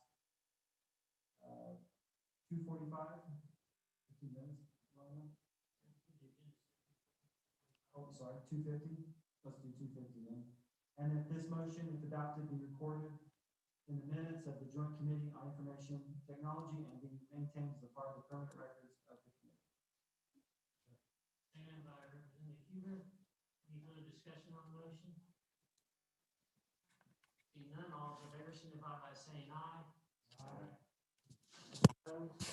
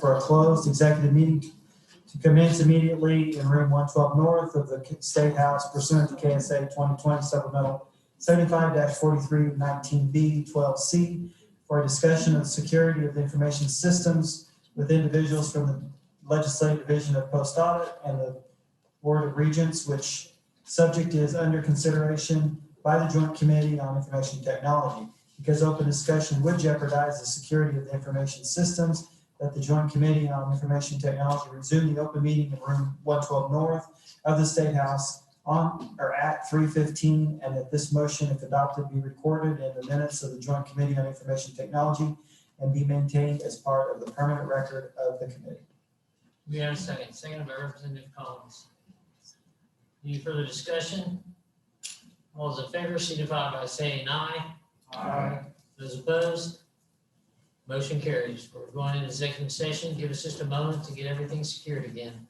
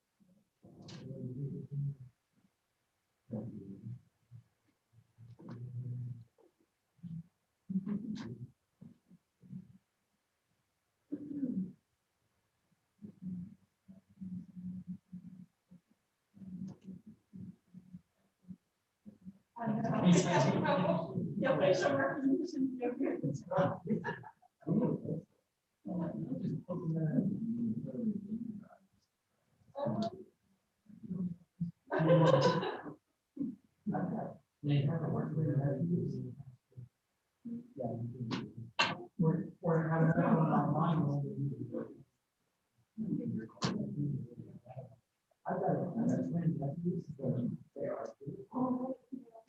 One of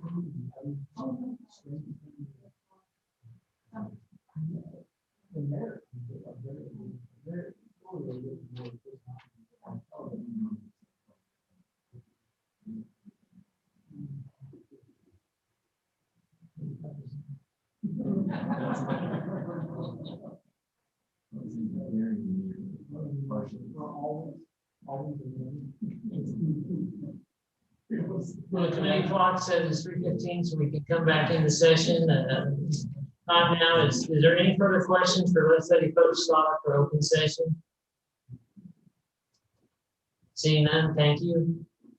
Now we will move on to time for discussion and recommendations. I assume there's going to be some recommendations that we have at the correctional facility come back for help answer some questions and possibly have post audit here again next month. Is there any other discussion or information that we would like to look at?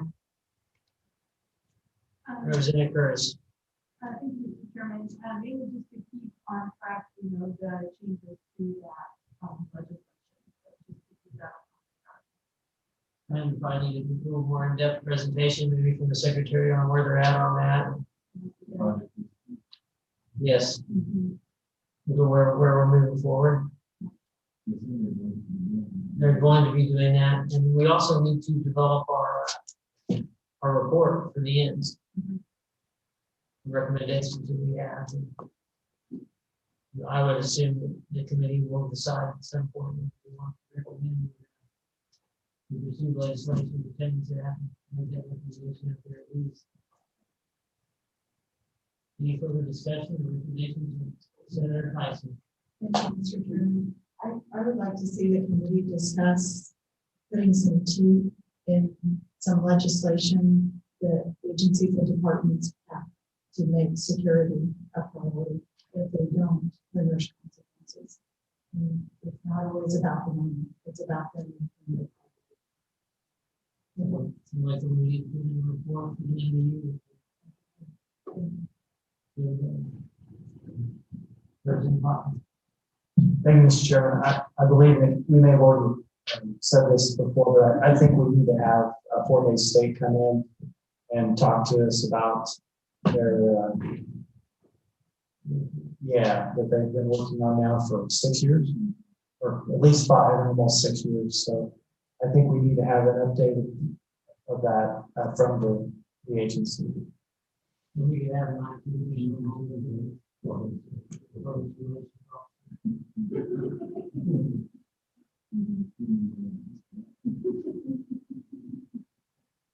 Any further recommendations or discussion? As you go through the 3-year IT plan or the quarterly report that was posted online, you see anybody you think we need to have in to come in and explain, even if it's for a positive thing? We're over to that. Yes.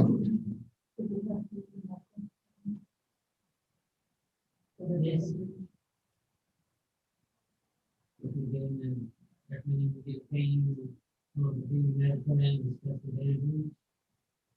We need to come over that needs to be executive session. Within the normal.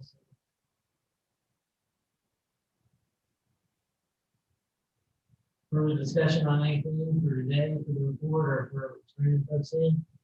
Person.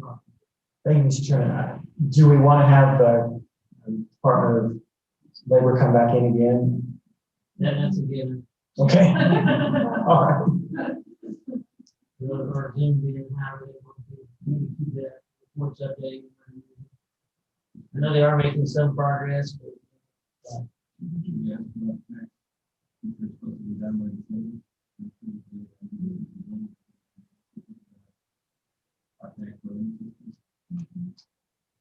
They said that they would be done. That's very soon.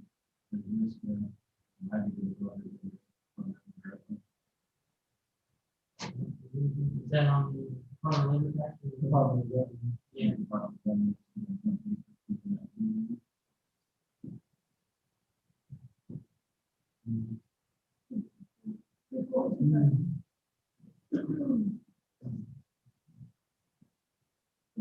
Alan, is there anything we're missing that we thought about adding to our agenda for December meeting?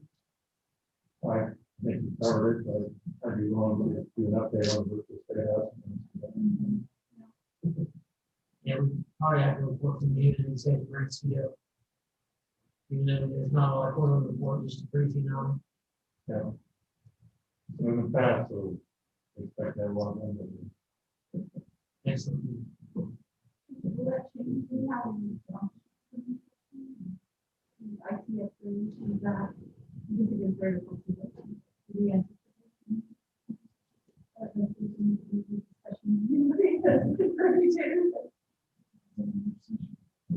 You want to tackle that?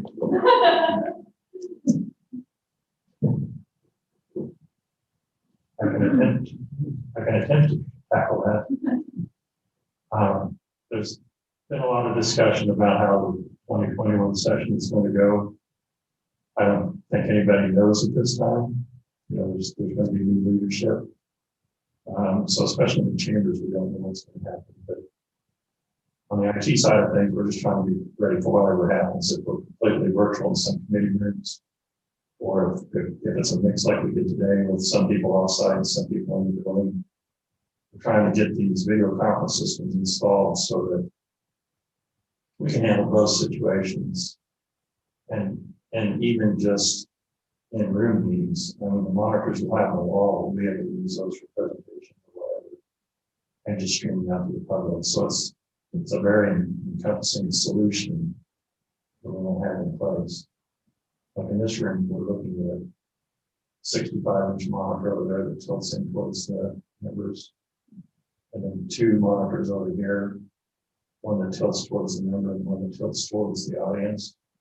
So we get full room coverage. There'll be cameras on both sides. So that room, this side of the room will be showing from that camera, and that, this side of the room is from that camera. And then we'll have another camera up there, which will be at the podium.